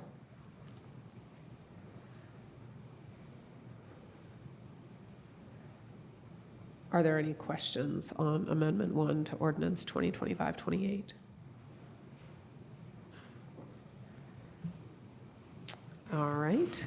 Seeing no questions, we'll go ahead and go to the public. So if you have any comments in the public for Amendment 1 to, excuse me, Ordinance 2025-28, replacing the attachment to include the correct allowed use table, you can approach the podium or you can raise your hand on Zoom. I did it for you. Are there any comments on Zoom? No. Thank you very much. Coming back to council then, are there any council member comments related to Amendment 1?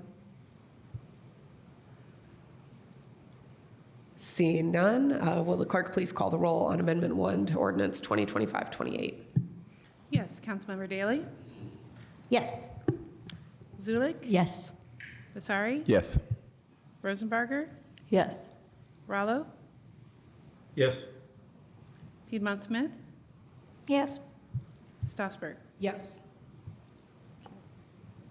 And that passes unanimously. So now we are back to council member questions on Ordinance 2025-28 as amended.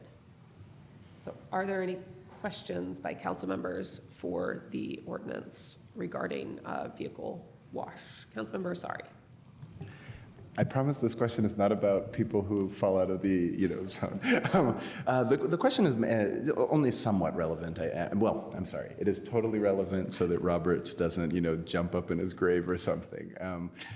There has been this question about whether or not on the East Side crew car wash, why we weren't allowed to have vacuum cleaners, and I know that the introduction of this legislation was then talked about in the press by the planning department, saying, "Oh, we're about to introduce some legislation around car washes." So could you help us? It's our first chance to talk to you this evening. No joking, but can you help us understand a little bit why there are no vacuums on the East Side car wash? Yeah, there was nothing from the planning department or the UDO that said they could not have those. So that was something they chose on their own. Okay, that's good to know. And then do any of these changes? I mean, with the fact that there is there's quite a demand for car wash. I mean, particularly liked the Taco Bell on the East Side, but my wife is very happy that there's a car wash there. But it's like you have kids, you need your cars cleaned. But are we concerned with any of these changes affecting the supply and affecting sort of market needs for car washes in town? Yeah, so again, just kind of, as I touched on with some of the other ones, the zoning districts where this use is allowed still is very plentiful within the city in terms of where you can have a car wash. The MC zoning district is found in a lot of places. So, this use can certainly occur. As I mentioned, we're just trying to slim down a little bit of some of the places where this use can occur. But there's certainly lots of areas where it can. We're still working. There's one currently under construction on West 3rd and another one that's possibly starting right across the street from it. So there will certainly be plenty of supply of car washes. Thank you so much, and thank you also for clarifying that it was not the city who did not put in or did not allow for the vacuums. Thank you. Thank you. I want to clarify that I actually contacted CBU about the vacuum question too, and it also was not CBU. So, yeah. Are there any other council member questions? Okay. Seeing none, let's go ahead and go to public comment on Ordinance 2025-28 as amended. If you're a member of the public who would like to comment on this ordinance regarding vehicle wash, go ahead and approach the podium. If you're online, you can raise your hand using the reactions tab. I don't see anybody moving in chambers. Has anybody raised their hand on Zoom? No. Okay. I'll revert us back to council then. Are there any closing comments from council members regarding Ordinance 2025-28 as amended? Seeing none, will the clerk please call the roll on Ordinance 2025-28 as amended? Councilmember Zulik? Yes. Vasari? Yes. Rosenbarger? Yes. Rallo? Yes. Piedmont Smith? Yes. Strasburg? Yes. Daley? Yes. Thank you. That passes 7-0. On to the next. I move that ordinance 2025-29 be introduced and read by the clerk by title and synopsis only. Thank you. It's been moved and seconded to introduce Ordinance 2025-29. Will the clerk please call the roll on that motion? Councilmember Asari? Yes. Rosenbarger? Yes. Rallo? Yes. Piedmont Smith? Yes. Strasburg, Yes. Daley, Yes. and Zulik. Yes. Thank you. Will the clerk please read?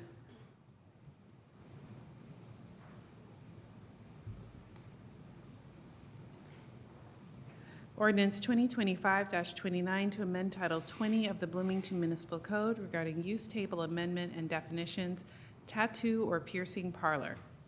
The synopsis is as follows. This amendment would reclassify how the use tattoo or piercing parlor is regulated and would include this as a use associated with the use personal service. This amendment would remove the specific use from the use table and other related references and standards, since it would be allowed anywhere that the use personal service is allowed. Thank you. I move that ordinance 2025-29 be adopted. Second. All right, Mr. Grulick, you're up for one last time this evening. Thank you. So this is a minor amendment, and as opposed to all the previous ones that we've kind of been discussing tonight, we are not proposing to remove this use or restrict the areas where it can occur. In fact, kind of the opposite. This use, tattoo or piercing parlor, has always been just a specific defined use in the zoning code, and it's kind of an antiquated approach to this use that's certainly not what is prevalent in society anymore in terms of, where you can get businesses that offer this service. And so we, this is something that's very common with a lot of personal service businesses, to get piercings at the same time as you do other self-care things. We are proposing to redefine how this use is treated within the UDO and place this within the use personal service, and that would then allow it to be occurred in a lot more zoning districts. So you can see on the use table now, the use is only allowed in the MM and MC zoning district and the MD. By placing it or classifying it as a personal service, it allows it to be in a lot more zoning districts. So with this use, we are removing the references to tattoo or piercing parlor in numerous places within the zoning code, within the parking table, some of the use-specific restrictions, other definitions. So this is really just kind of moving where this use occurs within the UDO. So the Planning Commission heard this as well and voted 5-0 to send this to you with a favorable recommendation. Thank you. Are there council member comments about ordinance 2025-29? Or, sorry, council member questions. Oh my gosh. Questions, council member questions. A little on autopilot there. Not seeing any questions right now. We'll just go right to public comment. If there's a member of the public who would like to comment on ordinance 2025-29, you can make your way to the podium. If you're online, you can go ahead and raise your hand. I don't see anybody moving toward the podium in chambers. Has anybody raised their hand on Zoom? No. Thank you very much. I think that reverts back to council. Are there any council member comments regarding ordinance 2025-29?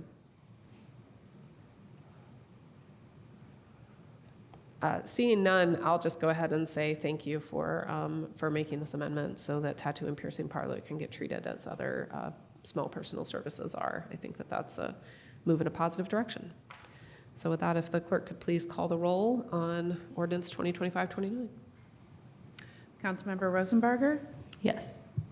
Rallo, Yes. Piedmont Smith, Yes. Strasburg, Yes. Daley, Yes. Zulik, Yes. Asari. Yes. Thank you. Bless you. Thank you. That motion passes 7-0. Thank you, Mr. Grulick and the planning team for this, and the Plan Commission for these many little small UDO amendments. Moving on. I move that ordinance 2025-30 be introduced and read by the clerk by title and synopsis only. Second. It's been moved and seconded to introduce ordinance 2025-30. If the clerk could please call the roll on that motion. Councilmember Rallo, Yes. Piedmont Smith, Yes. Strasburg, Yes. Daley, Yes. Zulik, Yes.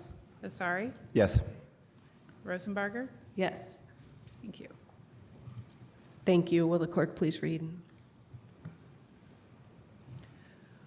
Ordinance 2025-30 to vacate a public parcel regarding a 12-foot public a 12-foot public alley adjacent to 909 East University Street. The synopsis is as follows. The petitioner, Veronica Bardener, requests a vacation of an alley right-of-way to her that is enclosed by fencing and not currently utilized for any form of access. The alley is oriented along the northern boundary of 909 East University Street. Thank you.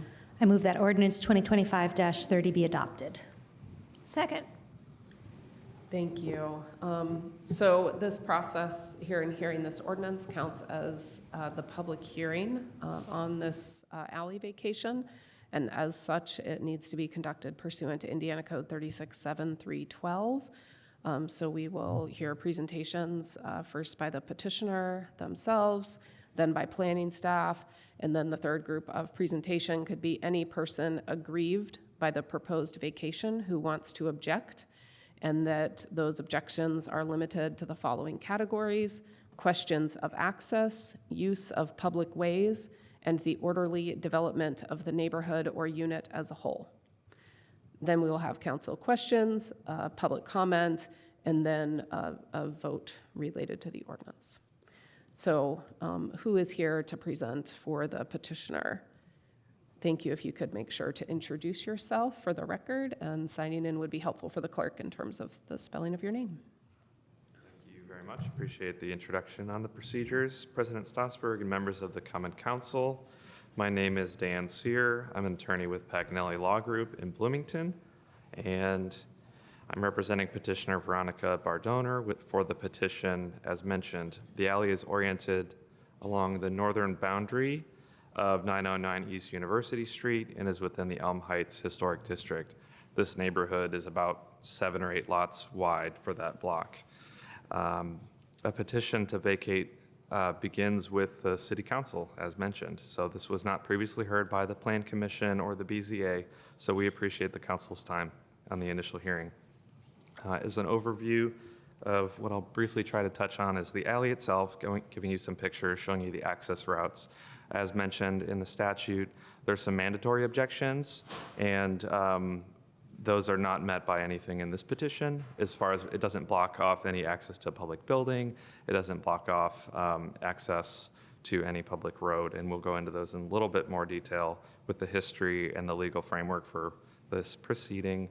We'll show you some pictures about the alley restoration efforts by the petitioner, because we think that's part of the beneficial use, and also showing you that there's no future public use of this alley. We'll have some comments on the draft ordinance and some benefits that we think for the city. Here at the picture on the right side, there's a label for the petitioner's property. So you're seeing there a garage near the north end of the property. It's a garage in the backyard. And this picture is taken from the 15-foot wide public alley. But the alley we're seeking to vacate is 12 feet wide. It remains enclosed, has remained enclosed for, we believe, up to 40 years of similar use to this. And then the adjacent property owner at 910 East 2nd Street has a fence that partially encloses said alley. And so that's where we show you in blue. This may be hard on this screen, but we do want to emphasize that the 15-foot public alley does facilitate various modes of transport. Vacating the alley in question does not impact any pedestrian transit. It's not used for a walkway or pedestrian. Imagine this is an alley that has essentially encroachments across it throughout the entire neighborhood. It's never been used as a public alley as far as we can see. So it does not impede any service vehicles or emergency access. There's been no responses from fire or anybody else other than utilities. There's some overhead utilities. Regarding utilities, we can get more into that. This will not limit any parking access. And quickly reviewing here the points in the packet, we started with the City Bloomington Resolution 87-2. This outlines some extra criteria that Bloomington applies to the state statute, and so that's where we analyze some of those in our submissions. And the notice to the property owners, we filed that even before this petition. We did contact all neighboring property owners to request any comments.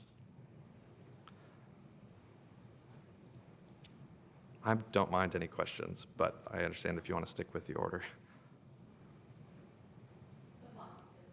I'm so sorry. It was sent out in a packet addendum. Yes, and it's really just more of an index. It's our draft ordinance and the memo from the council, so that may not be necessary. Sorry, I hope you're not missing too much there.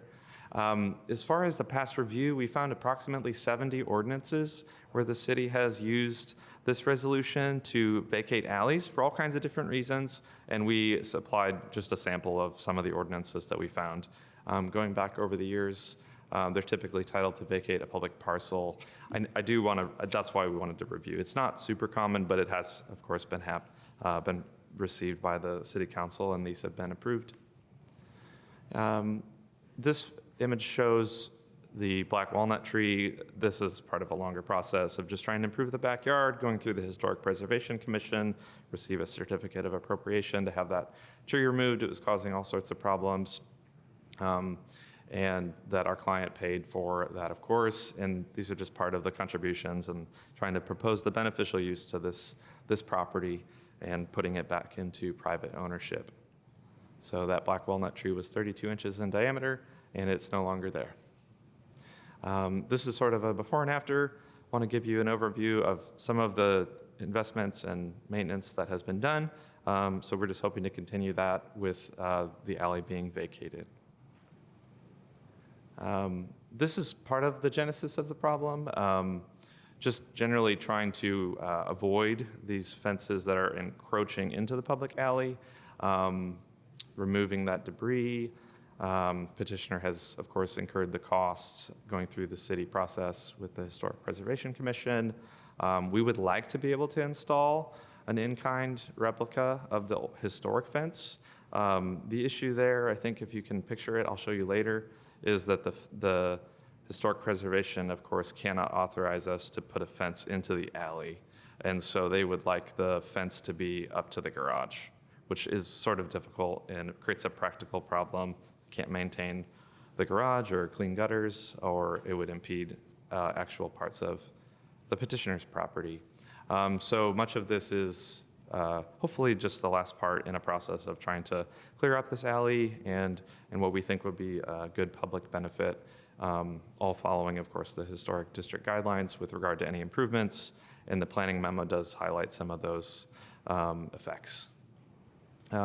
This is just another angle of the ongoing fence and the history of tax payments and on the petitioner's property and sort of a history of tax delinquencies and noncompliance on the adjoining property owner. You can see it there. So just an overall issue, it would be best, we think, to put this land back into private ownership. It previously was private ownership, of course, before it was dedicated. We do think it will have all of these enhanced benefits that are on the screen. And as far as we can tell, no negatives. I think your major concern would be access, but with the adjacent public alleys, a 15-foot alley on the west side of the parcel, there's hardly, we can't see any real impact of vacating the alley to the public. And so, as you will see in the planning and transportation department's submission and correlating with the state statute and the city criteria, they identify, as far as we could tell, only one potential concern is that it might impact future use. We think that is a very minimal objection. We think that the alley has been enclosed for 40 years. It's too narrow to allow any future bike path or pedestrian path. It's fenced in, and there's already, we think, lawful non-conforming structures that already block portions of the alley. It's a low-traffic residential zone. So we think the limited or no public use concerns there.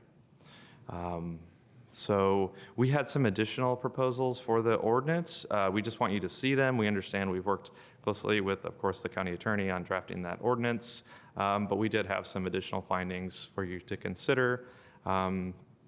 Briefly, just saying we complied with the city resolution on it, and we don't have any. There's no objection that violates that criteria.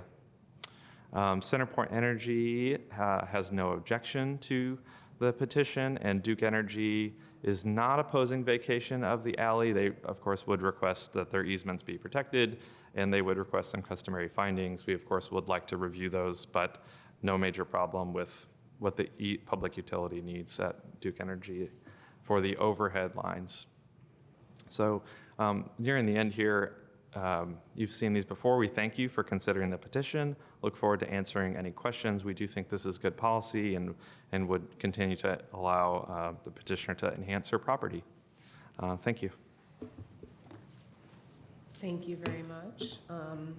Moving on in the hearing section, now we'll hear from planning staff. If you could make sure to introduce yourself for the record. Thank you. Good evening, Council. Jackie Scanlon, Assistant Director, Planning and Transportation.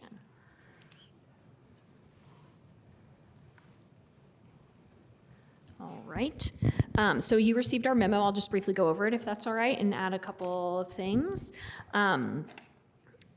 Okay, so as Mr. Sir described, the petition is for a request of a portion of an alley that is north of 909 East University Street. It's roughly about 708 square feet between 909 and the property to the north, which is 912 East 2nd. We did hear back from CenterPoint. They did not have an objection. Duke, as Mr. Sir described, requested an easement, and City of Bloomington Utilities objected to the vacation. The petitioner is requesting something slightly different than most of the vacations council sees, which is vacation and full ownership of the vacated 12-foot right-of-way. Typically, when vacation requests are seen, the right-of-way is split equally between both adjacent property owners.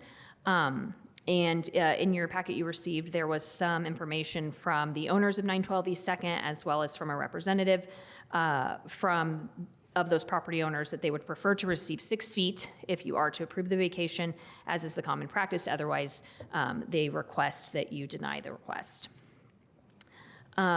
So a couple of things. The petitioners submitted in their packet 7 examples of previous vacations. We wanted to point out that the most recent one is 29 years old.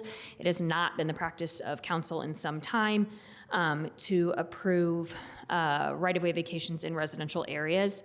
Largely for the reason that Mr. Sir mentioned, which is potential future use. So 12 feet wide is wide enough for a path.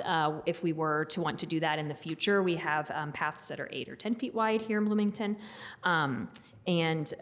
So we would typically request that right-of-way be maintained for those potential future connections. Additionally, with the request for denial from City of Bloomington Utilities, that is something that they could use that right-of-way in the future if there were some need. So for example, further west in this same neighborhood, there are east-west alleys that are not improved, that are 12 feet wide, that are used largely by those neighbors and neighborhoods as pedestrian connections. Again, this alley is not being used that way at this time on this block, because it is blocked off by fences on almost the entirety of this block. But as the city in the future or now, we could request that those encroachments be removed and allow that space to be used by more people than just the adjacent property owners, which is, again, unimproved alleys further to the west that are being used by pedestrians and do have some City of Bloomington utility infrastructure in them, so something that could be done here in the future. Okay, I just want to make sure I get all my notes here. So the issue appears to be, so in the fall of 2022, the petitioner started asking the city about removing a large black walnut tree that was in the right-of-way. Because they were doing work on their garage and weren't able to get a warranty for that work because of how close the walnut tree was to that structure. So went to the HPC, asked to have it removed. It is part of a local historic district, and I believe that was denied the first time. So then the petitioner worked with a number of arborists in town, as well as Haskell Smith, who's the current urban forester, about the health of the tree and would it be okay to remove it, and got permission to remove it, as I mentioned in the memo with COA 2355 to take it down. So the HPC did eventually approve that they could remove that tree. They also requested at that time to fix the fence that you saw in one of the last pictures Mr. Sears showed, which was in the alley. So it's on property they do not own. And so the HPC said that he mentioned that it would be in kind. So the HPC actually determined that it wasn't the same fence, but it was very similar, and that they would let them go forward with that design, but it would have to be on their own property, which makes sense that they're approving for them to build on their own property, not city property. They have not apparently gone forward with that based on the pictures that have been submitted, but do have an approval to do that. So again, as they pointed out, encroachments into this particular alleyway, especially on this block, are common. It's not actually even clear that the garage on 912 East 2nd isn't encroaching. When you look at the survey that was submitted by the petitioner, and this is all they needed to do was describe the legal area of the alley. But oftentimes when there are structures close to those areas, those will be cited as well. So their garage is on the survey, but the neighboring garage is not. And if you measure the separation, they don't appear to be much more than 12 feet apart. And so it's unclear that that garage isn't actually already encroaching. So the neighbors to the north also have a fence. So if you were to approve the vacation and give the entirety of the 12 feet to Dr. Bardner, then what would that do with the improvements that the neighbor to the north has put on this property as well in the public right-of-way? What would happen to that property? To those improvements. So I mentioned here a little another issue that could be created in the fourth paragraph in the memo. If you vacate the full 12 feet, then now they can put a fence at that 12-foot line, and would be 12 feet closer, obviously, than now to the existing accessory structure to the north. So when that accessory structure went in, I'm sure a long time ago, there was an expectation that there was a separation there. There's a platted alley there. So instead of splitting like you would in a normal vacation situation, they're asking to retain all of the 12 feet, and now they've got their neighbor's fence 12 feet closer to their property than anyone could have expected previously. So that's just something to consider. That also means that any new structures or expansion of that garage that can be built much closer to the existing garage of the neighbor as well, if the vacation is approved. So I just wanted to address a couple of the specific findings from the petitioner. The tax revenue increase on this would be minimal. It's a 708 square foot area. The liability here in this alleyway is no greater than in any other alley location in the city, and obviously we have lots and lots of miles of unimproved alleys that people have encroached in, that we don't go in and do enforcement on. We let people to continue to use, as we did in this situation, until the fence came down. The municipal costs, again, are minimal at this location for the city for the existing situation. Doing the vacation doesn't support historic preservation in this area, as mentioned by the petitioner. The historic preservation pattern is alleys, unimproved or not. I think that is also evident by the fact that the BHPC, Bloomington Historic Preservation Commission, said they could rebuild the fence on their own property, that the retention of that alley was important. It's interesting that that the petitioner talked about that it used to be private ownership, because I'm pretty sure this is part of a subdivision that is more than 100 years old. I mean, this house is almost more than 100 years old. Per county records, it was built in 1929, and which means the lot was there before that, and so was the platted alley. So though improvements may have been in it for the last 40 years, the actual platted alley and potential public use have been there for much longer. So again, if the city would like additional pedestrian connection here, we can compel removal of any items in the right-of-way. There's a definite public use opportunity for pedestrian and utility use in the future, even if vehicular access is not needed at this particular site. So for those reasons, the department has recommended that you deny the request for the vacation, and I'm happy to answer any questions. Thanks. Thank you. And so then carrying on with the hearing. The next presentation is any person aggrieved by the proposed vacation who wants to object. And I'm going to again note that the objections are limited to the following categories: questions of access, use of public ways, and the orderly development of the neighborhood or unit as a whole. So if you think that you are a person aggrieved by this vacation and you want to object to it, and I see somebody standing, so apparently there's somebody in the room, if you could go ahead and approach and first introduce yourself and why you fall into this very specific category of aggrieved. And I also want to mention at this point, there's also a separate period just for general public comment by any individual as opposed to somebody specifically aggrieved. So please go ahead, sir. Thank you. Good evening. My name is Jim Bohr from Clendenning, Johnson & Bohr, and I'm here to represent Tim Miller and Jenny Southern, who own the property at 910 East 2nd Street. It's legally described as Merker's Lot 17. It adjoins the alley which is being asked to be vacated. Dr. Bardonner has proposed that the entire alley be vacated to her, and so this alley adjoins the property owned by my clients. Typically, as was just mentioned, the alley would be vacated 1/2 to each of the adjoining owners, but that's not what's being asked of you this evening by Dr. Bardonner. She's being asked that the entire alleyway be vacated to her, and that's what we object to.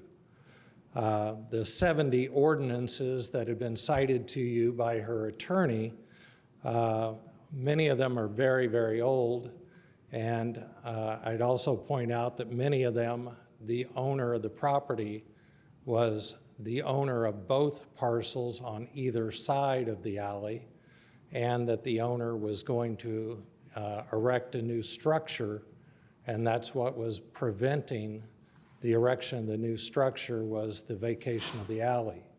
That's not the case in this case in either situation.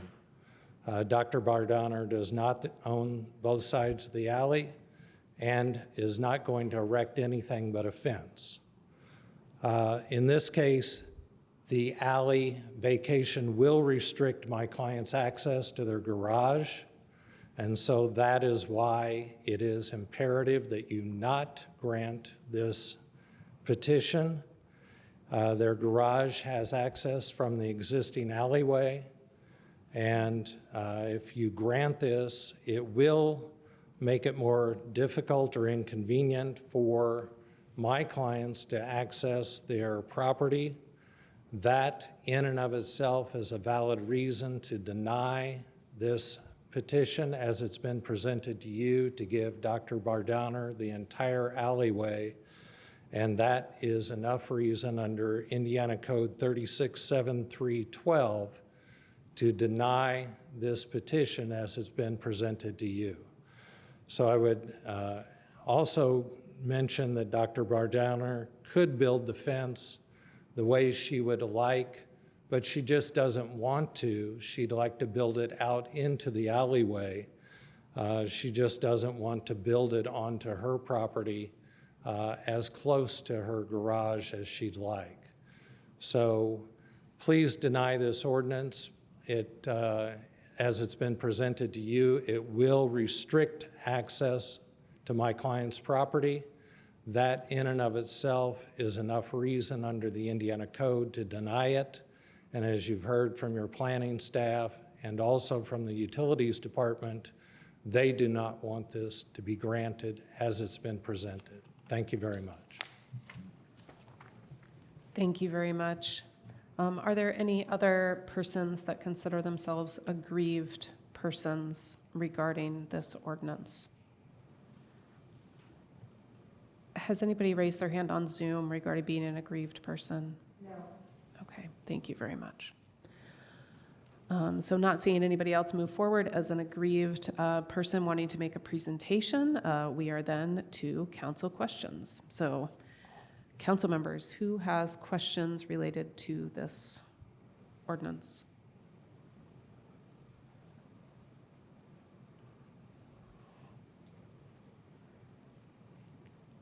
Okay, I'm surprised that there are absolutely no questions. So, Councilmember Daley. Sorry. Thank you very much. My question is for Attorney Sear. You mentioned in your presentation that this alleyway was not wide enough for a pedestrian or a bicycle path, which, according to NACDO Urban Bikeway Design Guide, a width of at least 10 feet is often recommended for bike paths and much less for pedestrians. So how do you come to your conclusion that it is not wide enough It's a for good path? question. Thank you, Councilmember Daly. The adjacent property owner's garage has not been surveyed, so I think there is maybe some agreement that we don't know the exact distance between those two. We don't think it is very wide for that proper use. It certainly wouldn't be good for a vehicle traffic, and it has overhead power lines. So there are encroaching structures, so in order to make a passable pedestrian pathway, there would have to be numerous structures that would have to be looked at that could be within that pathway. And essentially, that is the focus of our response to the width of the alley. It's not been measured, and we would have to go along the entire block. And it's also noticeable that there's already a public walkway and a vehicle alley on the west side of the parcel. And so it would be extremely limited use if there were going to be clearing for a pedestrian pathway. If that makes sense, there's already sidewalks on both sides of the houses. And so it would be minimal, and it seems unlikely to us. I can't stand here before you and say that it's impossible that the city could not turn that into something, but it seems highly unlikely and would have pretty limited benefit to the city or the users because there's only 7 or 8 houses wide. Are there other council member questions? Councilmember Rallo.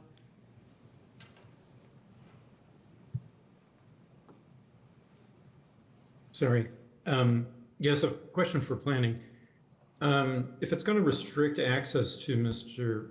Mueller and Ms. Southern's residence, I mean, this seems to be problematic,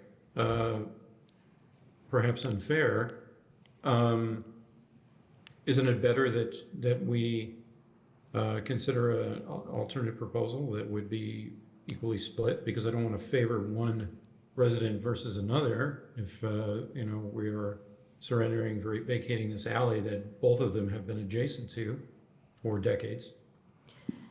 Good question. Jackie Scanlon, Assistant Director, Planning and Transportation. Yeah, I mean, our recommendation is that you don't approve the vacation at all. If you were to approve it, we would prefer that you do the split. I mean, even as Attorney Sear just noted, they don't actually know where the accessory structure on the northern property is. It could be in the alley. So vacating the alley without knowing that and giving the full 12 feet to the south property owner, I think could be problematic. We don't think you should vacate it at all. But if you do, I think the preference would be 6 and 6. But your preference will be to deny? Correct. That's okay. So very good. Okay, thank you. No problem. Thank you. Are there other council member questions? Councilmember, sorry. Thanks so much. Question for, I think, the petitioner most appropriately, but the thing that's somewhat unclear to me is what is it that you're trying to solve? Mm-hmm. Like, what is the outcome? I get the outcome that we want, the end goal that you want, but I don't see the problem from the petitioner's position. So I think, as best summarized in the history of what the petitioner has been trying to accomplish, is improving the use of the backyard, and these accessory structures, in order to get a roof on it, had to get a tree down, went through the approval process for that. But the most that she could get from the HPC is a fence that is at the corner of the accessory structure. So she would be basically giving up part of her property to put in a fence. And so that seems not preferable to locate the fence at the corner of the garage, because that isn't even the property line. She wishes to be able to put the fence on the property line, but if it's there, you can't get around the garage. So can I ask a follow-up question? would I be correct to characterize this as a step of last resort, having looked at other options? I would definitely agree with that. This is the next step and hopefully the last step in the process. And But so I guess the core question is, what are other options? Like, what are other potential ways of solving this problem that don't involve vacating an alley? well, I don't know that there are any. Okay, so at its core, the petitioner is concerned that they'll lose some space if they put in a fence. I would say it slightly differently, but that is the genesis of the concern, the ability to put in an in-kind fence on the north end of the property. In the current location, given the city's right to the right-of-way, we can't put it in a very good spot. So it presents a practical issue, and we think that we've gone over our position already, so I don't want to make you hear it again, but we don't think there's a real harm here, and we think that this is a good candidate for a vacation so that we can get a better use of this part of the property. Okay. Thanks. I might have some follow-ups, but I'll let somebody else ask a question. Thank you. Other councilmember questions? Councilmember Zuluk? Thank you. I have a question for the petitioner as well. If this is a question about just the property line and the fence, what's the motivation behind requesting the entire alley and not requesting to split it with the other property owner? Thank you for the opportunity to ask about it. I think it's more of a question of fairness toward going through the cost of incurring the cost of removing the black walnut tree entirely on petitioner, and the cost of a survey and other costs, of course, just throughout the process. And so it doesn't feel fair to give both sides of it the same benefit when only the petitioner has been essentially coming to you and asking you to vacate it. So you may disagree, but that is essentially, it feels unfair to benefit both property owners when both of them don't go in on trying to support the process and improve the property, such as through the HPC. Okay? Thank you. Okay. Other councilmember questions? Councilmember Piedmont Smith. Who's best positioned to answer this, but because Mr. Sear said the petitioner has spent money on the tree removal, I wanted to ask whether our urban forester has actually said that the tree needed to be removed,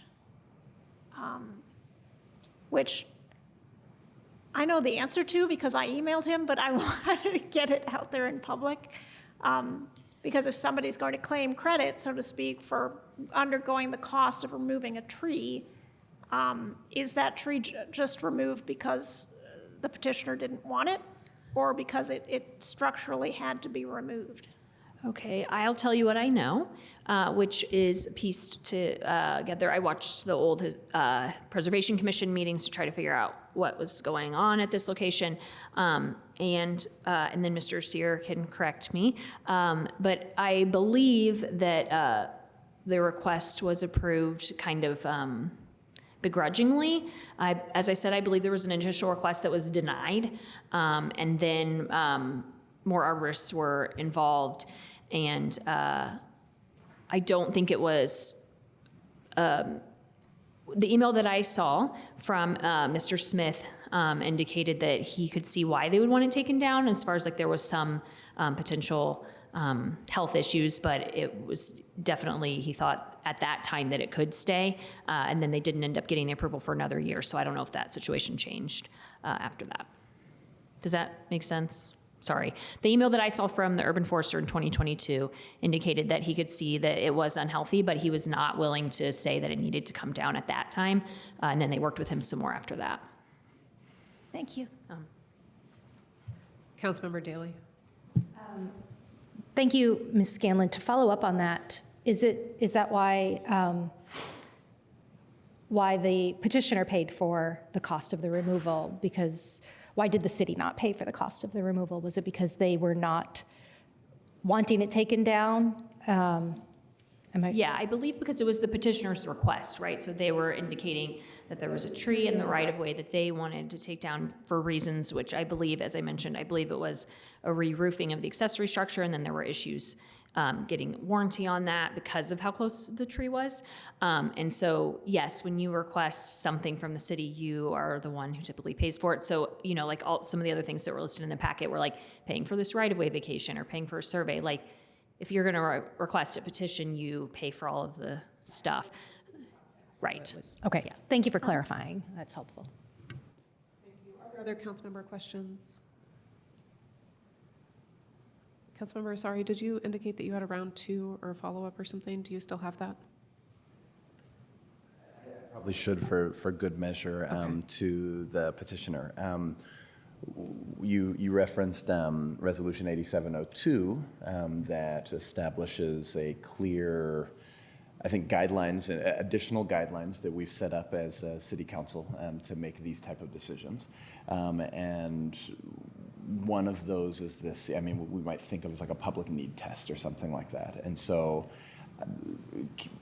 I'd love to hear your position on how this meets public need. I think we've heard a clear position on particularly that underlying, there's one element of that, which is, future use is sort of a disqualifying factor to this. So how do you see this as meeting that public need test?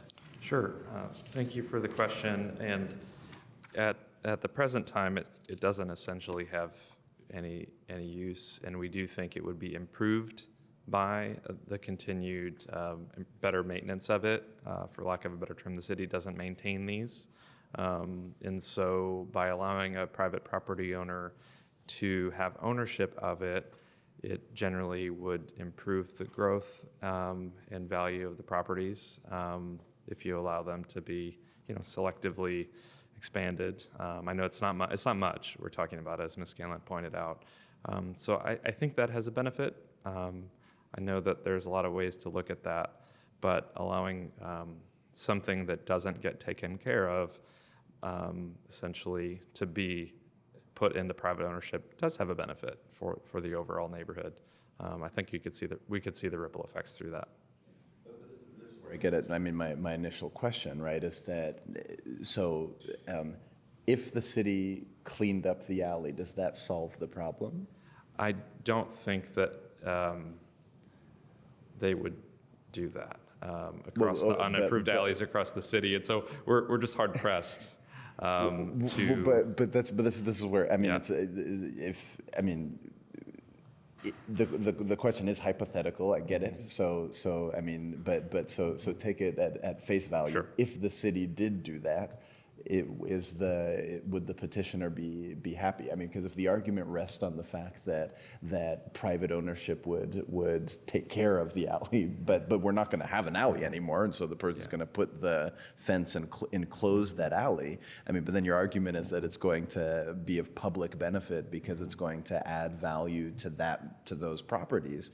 So the question that I asked was, what are our alternatives? Mm-hmm. And so I'd love just a little bit for us to deal with like what other things could be done here, because otherwise the argument that's being presented is simply that the petitioner wants a little bit more land and we should facilitate that. Well, as previously discussed about the tree problem and the location of the fence and the structure that's there, the tree caused a problem, and whether they wanted, they don't want to remove trees as a matter of course. Sure. No one does. But it was necessary to preserve damage from being caused by the tree in this case, and being able to get a roof replaced and get a warranty. That is a private benefit, but that kind of policy is good. And so with the lot lines essentially as they are now, the structure won't be able to be taken care of as well, for the same reasons as you got a private property owner coming before the commission to get a tree removal and to be able to pay for that. So it complicates things, I think, when people cannot improve what is largely acknowledged as taken over by encroachments and things like that. And so we just don't think that that type of area is good, and that we acknowledge the value of alleys, but not always. And I think especially when there's already a 15-foot alley to the side, that's just a balancing. It's a balancing. It's hard to do. And my final question on this is that why does a 50-50 split not satisfy that need? I don't have anything else to add. I'm really sorry. It's generally just the way that our client is a petitioner taking care of the property and just the benefit that would provide. But thank you so thank much. you. Thank you for your time. Yep. Are there council member questions? All right, seeing none, we'll move on to the next stage of the public hearing, which is public comment. If there are any members of the public who wish to comment on this matter, you can go ahead and approach the podium if you're in chambers, or raise your hand if you're online, and then you would have 3 minutes to speak. I don't see anybody moving in chambers. Do we have any hands raised on Zoom? Yes, we don't have one online. Okay, thank you very much, Zoom commenter. If when you're unmuted, you can go ahead. Please introduce yourself, stating your name for the record, and then you'll have 3 minutes. Hi, I'm Paul Rousseau. I'm surprised I'm the only one to speak out. It seems like a really easy call for you to make, to agree with the planning department, excuse me, and deny the request, because I see a public cost in a historic district and a right-of-way that has existed for over a century, and all for basically a private benefit having to do with tree removal. It just doesn't make any sense. Thank you. Thank you. Are there any other public comments? Has anybody else raised a hand on Zoom? No. Okay, thank you very much. So that brings us back to council member comments, and I would like to take this moment, and I've been meaning to remind us all of this, but last year as a council, we passed a limit on this comment and debate portion, if you guys remember that. It was before our current staff was our current staff, and so I've been meaning to bring that back and go, hey, by the way. So it limits us to twice upon a question in terms of comment. The first comment has a maximum of 5 minutes, and then the second comment a maximum of 2 minutes. So in terms of timers, we also set those time limits upon ourselves, and I wanted to remind our staff of that. So, because now I'm going to ask council members for any comments on this matter.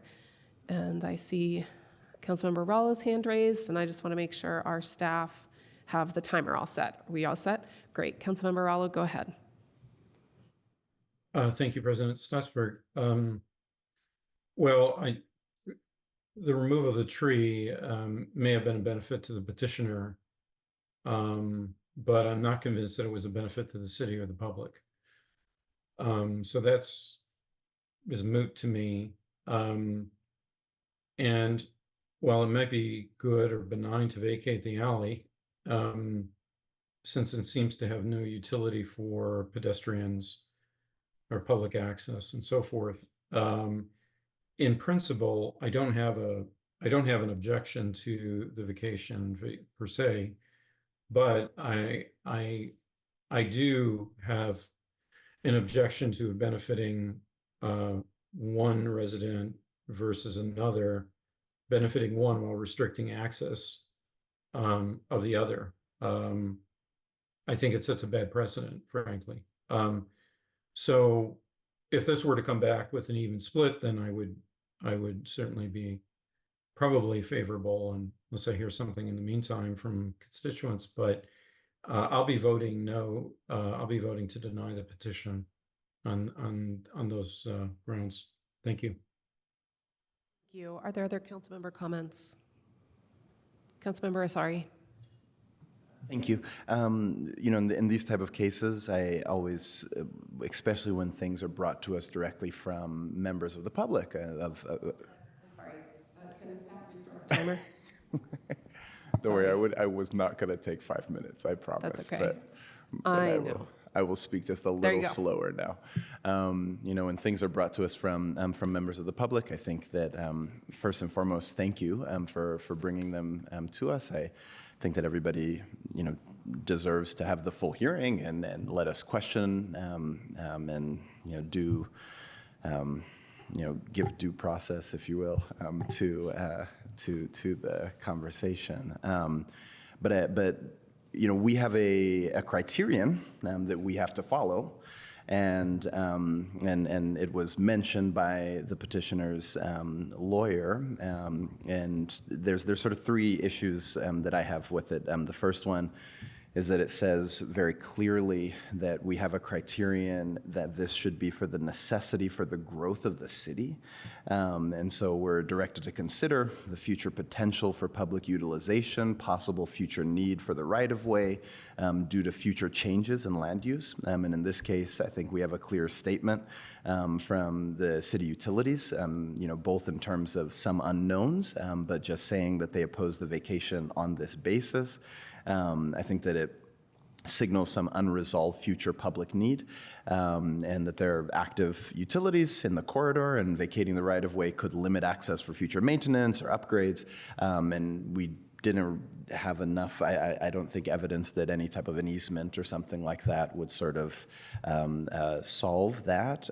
There's also this need for us to have this compliance with regulations that's mentioned very clearly there. And one of the things that was presented by both arguing sides was that, in fact, this vacation would present a issue with compliance in that it would put two structures closer to each other than would be allowed in our code.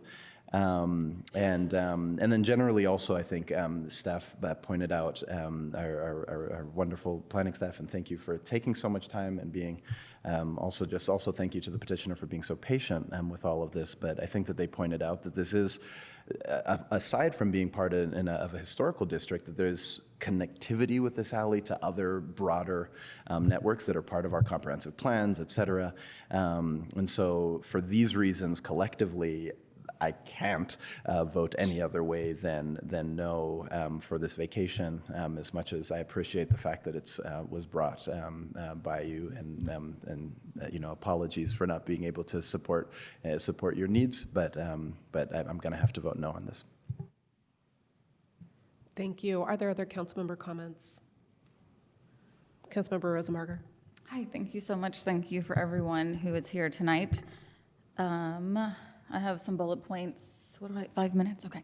And I'm just going to kind of go for that. I do want to say, and I don't think we've talked about it tonight, that you can use an alley that is not yours and is not currently in use. So my neighbor has a garage that encroaches on the alley, and I think if the city ever wanted that alley, she would have to tear down the garage or move it a few feet. And that is an option, and I think a lot of people do choose to build something in an alley that's not getting used. I'm not saying everyone should go, well, you can't build a house in an alley, but that, it's a little bit of your own risk, I think, and how much you want to use it for your own good and benefit that might one day be taken away. But I don't know what you plan to do for the alley, but I do think potentially maybe you can do it as it is, a public space. One thing we didn't talk about too, really, is we talked only really about the alley vacation, but in our city code, if you don't have access to an alley, you are allowed to request a curb cut on the street for a driveway for your car. And that takes away very much on-demand on-street parking, and curb cuts with driveways or drive cuts are just adding danger for everyone involved, drivers, people on bikes, and pedestrians. So I do think there's a lot that we didn't even get to tonight about what then becomes allowed for someone who doesn't have alley access. I did look up a little bit about alleys. They've been, when we were talking about historic preservation, it sounds like they've been around since as early as 432 BC in Greek cities. So in the very beginning, they were building streets and they were building alleys, which is a really neat thing and very much, I think, pro-historic preservation. I think, too, Councilmember Daley mentioned NATCO and multi-use paths, but NATCO also has so many articles about how awesome alleys are and how cities are creating these huge projects to like bring alleys back to life as places for green space and gardens and for kids playing and storage of like waste and cars and things that maybe you don't want to have cluttering the streets. A neat example also of an alley that grew up to be a street here in Bloomington is in my neighborhood, Prospect Hill, and it started as an alley and now it's a street, and it gets to have homes on it. So there are at least 7 houses that are on their own properties that front the alley or street, and it's adding much needed density in small lots to Prospect Hill that would otherwise not be allowed under our code. So I like taking alleys that direction. I think too about alleys that might not be in use for like traditional purposes, but some of my friends here collect what they call alley fruit, and they go around with just like wild fruit bushes and trees all over the place. Like I have a pawpaw tree in my back alley, and people take the pawpaws, and I have a persimmon tree that people just take the persimmons, and they're like blackberries around, and it's just really neat that you can get this kind of like urban agriculture a little bit, or like really local fruit from our alley system.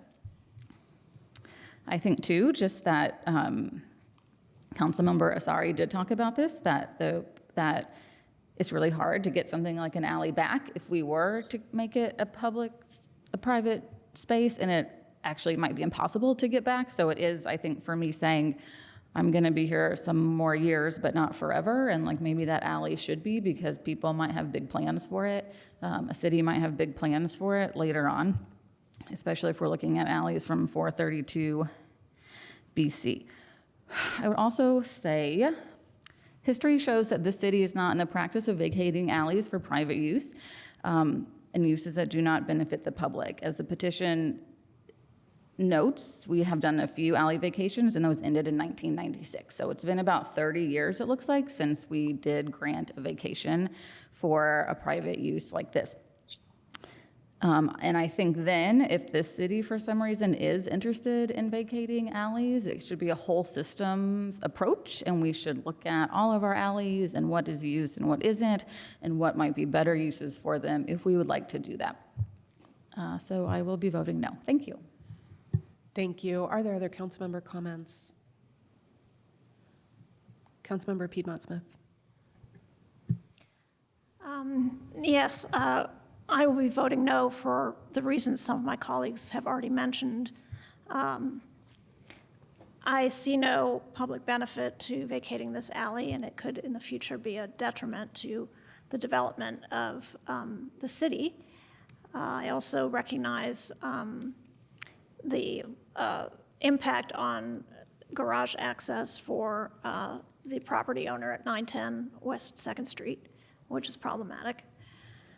I find the whole framing of this question to be somewhat disturbing to me because the arguments have been made based on so-called payment or investment by the petitioner, including the tree removal at $6,500, but it was removed because the petitioner wanted it to be removed. It was not removed because it had to be removed. My communications with Haskell Smith, Irvin Forrester, were that he wanted to do a further root analysis, and then he said, there could have been ways to mitigate damage to the structure that was near the tree, but that the petitioner wanted to go ahead and have it removed. Well, that is the petitioner's. Oh, there seems to be somebody speaking somewhere? Okay, anyway. So I find it disingenuous to say, oh, this petitioner has invested so much already. Well, it was their choice.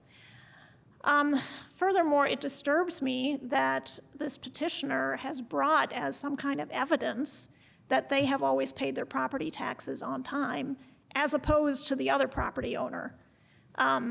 This is totally unnecessary, and it's unfair, and it just seems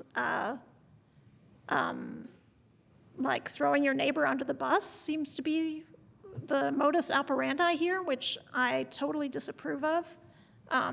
There are many reasons why somebody may be late with paying property taxes. They shouldn't be judged for that. So the whole thing leaves a bad taste in my mouth, and but just on the legal merits, I think I have to vote no. Thank you. Are there other council member comments? All right, I'll go ahead and make a comment. My colleagues have shared many things that I've also been thinking, but there's a couple things that I want to mention in addition to what they've shared.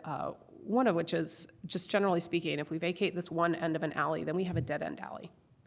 And I think that that's especially kind of a misuse of public land. I think a dead-end alley is especially not useful. So if we want to consider vacating this alley, I think that then it needs to be a broader look at the whole alley, which Councilmember Rosenberg kind of mentioned as kind of like this larger plan on vacating alleys. And that is not here. So I find that problematic.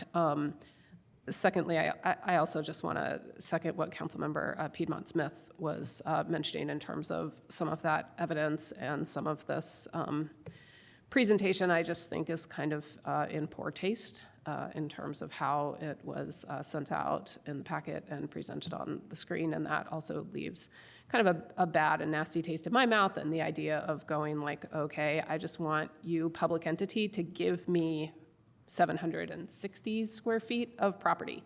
And that's essentially what this ask is. This is saying, hey, I would like you to give me property. And that's not the way property transfers tend to work in this country. If we want to acquire more property, usually we have to buy it.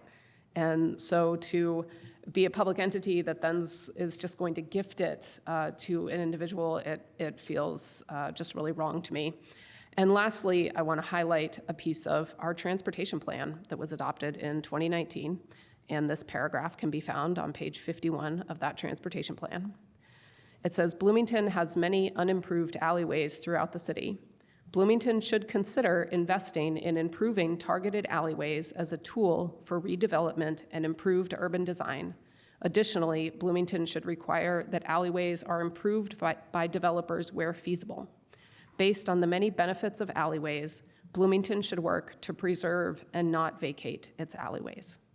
So honestly, once I read that with regard to like my research into Bloomington vacating alleyways, I was just like, yeah, I mean, we have these plans made in 2019 that basically say we shouldn't vacate alleyways unless, we just shouldn't vacate alleyways unless there are real special circumstances attached to it. So I will also be voting no on this evening. So I think that that's the last council member comment. So will the clerk please call the roll on ordinance 20? Oh, Councilmember Asari, and as a reminder, that's now a I'll take 2 minute. my 2 minutes. I just want to say one thing that, maybe to all of us that because of the format of our debates and the way that we get the final word, I don't think that it's appropriate for us to speak on the intentions or approaches of the petitioner, who is a resident of Bloomington. I think that we really, as we wouldn't ourselves to each other, or at least we could be called to order for doing so. I really don't think that we should, be addressing the petitioner in that way. And so again, I think that we've said clear arguments for our position here, but I don't think that it's appropriate for the petitioner to have to go through us telling them how we feel about their personal motivations or anything like that. And so I just on behalf of, and I know that wasn't I'm not assuming that was the intention, but just sitting here having to hear it. If that was the way that it was received, apologies. And certainly anybody who has to come before us should not feel like we're going to, talk down at you or talk at you or anything like that. Because again, you're not going to get to say anything when we're done. And so I mean, just speaking personally, that's not my intention. Personally, my hope is just to say, look, these are our rules, and this is how we have to make our decisions. And so based on that, that's how I'll be voting. But certainly no, disparaging on your motivations. I think you have every right to come and ask for your rights and your interests to be respected. And, we represent you, and we want to make sure that you have every opportunity to have the best life you can in Bloomington. So even though we might disagree on this case, it certainly is no, disrespect to you personally. Other comments?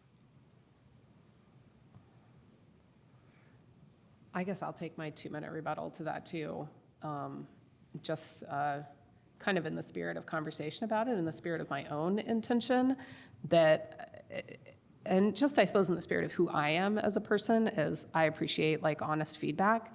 And so part of my honest feedback is the presentation of this just felt a little bit ugly. And that was perhaps not the petitioner intention. And I'm not trying to imply that was the petitioner intention, but that is maybe how it came off. And I also want to take this opportunity to highlight once again our rules for making public comment, which we had amended earlier this evening, and that the last rule of public comment does encourage civility and refraining from personal attacks against private individuals. And so when I first went through that slideshow, I was like, wow, we're really bordering on something really personal against a private individual of the city. And so that was kind of, I'll say, a tricky thing for me to navigate, going, well, but it's a presentation time, not a public comment time. So how does that work with our rules? And it doesn't say that you can't do those things. It's that we encourage those things because there's a whole freedom of speech piece. But I just wanted to share that was how I received some of this information. Whether or not you intended it. And that is actually a conversation that I, as a parent, in my last 35 seconds this happens all the time when you have kids, right? Is your kids don't realize quite how they're sounding. And that's a part of learning and growing, is to recognize, oh, I sounded a little bit harsh there. And I think that as grown-ups, we still sometimes have that problem. And I'll own that sometimes I have that problem too. Which is sometimes why I try to preface things and be like, I know sometimes I'm just blunt and get to the point, but that's just who I am as a person. And I'll take that back from y'all too. So anyway, thank you very much. Any other last comments? All right, seeing none. Now will the clerk please call the roll on ordinance 2025-30?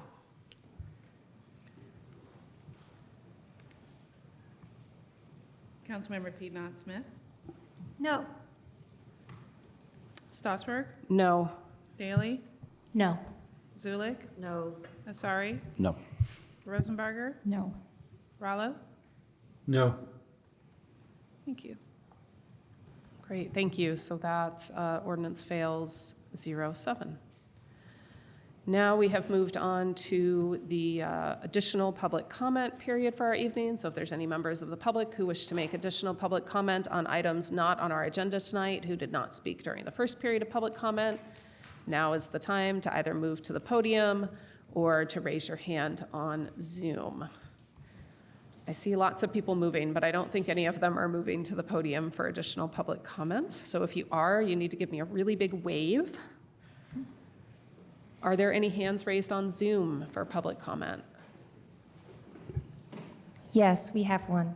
Great, thank you. When you're unmuted, please state your name for the record, and then you'll have up to 3 minutes. So they sent us directly through chat, so Okay, I'm going great. to read it right now. Perfect, thank you so much. Maybe I should time myself?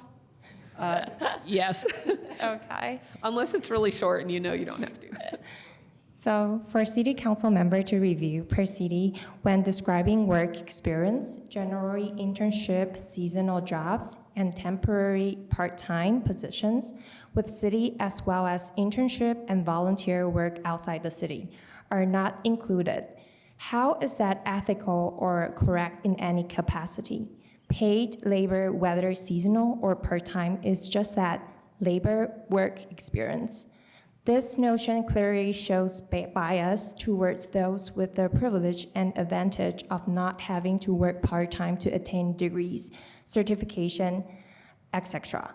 In order to attain a full-time role, how is one supposed to gain experience if means of getting experience, internship, part-time, or otherwise, is not accounted as such? This seems like a very biased internal policy decision and means of discounting experience and employees across the board. This should be highlighted and inquired about the upcoming council meeting, regardless of outcome for the legislation to be read. Thank you. Thank you. Was there a name attached to that comment? Yeah, is Samuel, and without last name. Okay, thank you.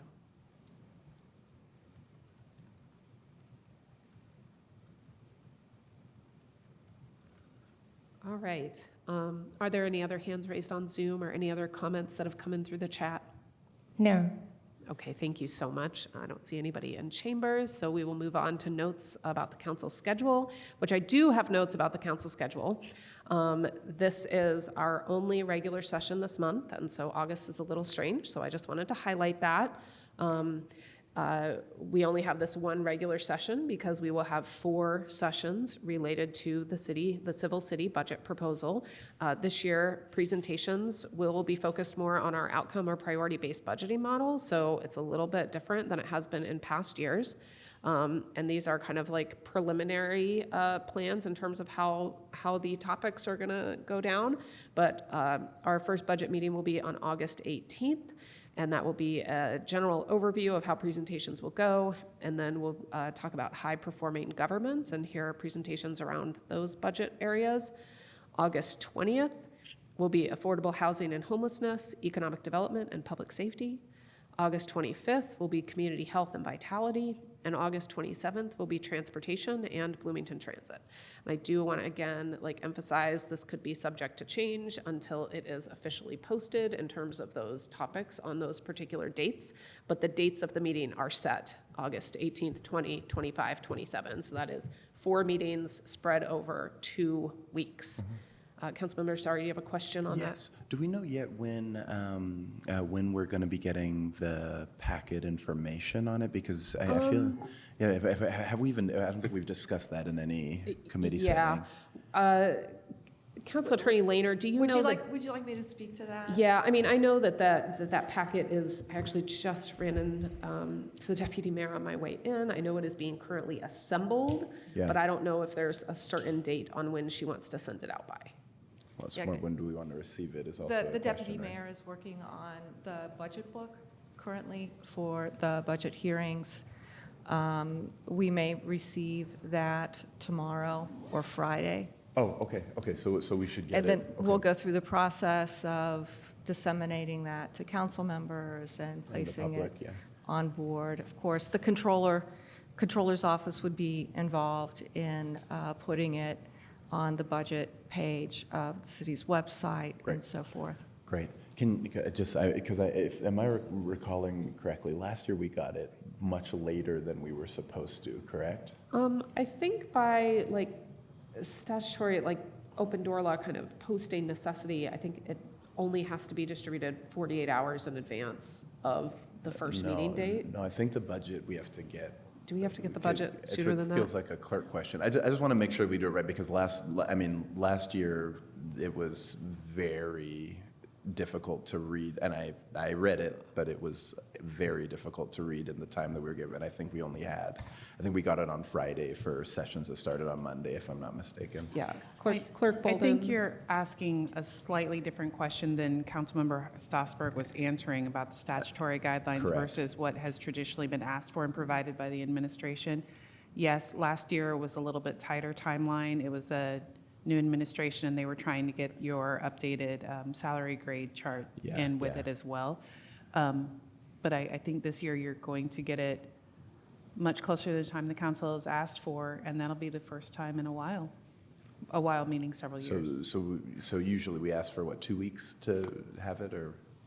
I would have to go back and look, honestly. Councilmember, sorry, I haven't looked at that in a while because that hasn't happened. Cool. But you're getting it, it looks like you're going to get it more than a week before the hearings, which is an improvement. Great. Thank you. The other thing is this year we've spread those 4 meetings out over Right, right. 2 weeks, and last Right. year they were all in 1 week. Right. So hopefully that will also allow members more time to be able to look at each of those sections, Yeah. regardless of when we get it, honestly. Yeah. But in terms of statutory guideline, what would be the final date? Do you have that? No. For Bolden off the top of your head? No. No, I think Attorney Lehner might have some information on that, but do you mean for publication or do Yeah. you mean for adoption or? I mean for publication. No idea. Okay.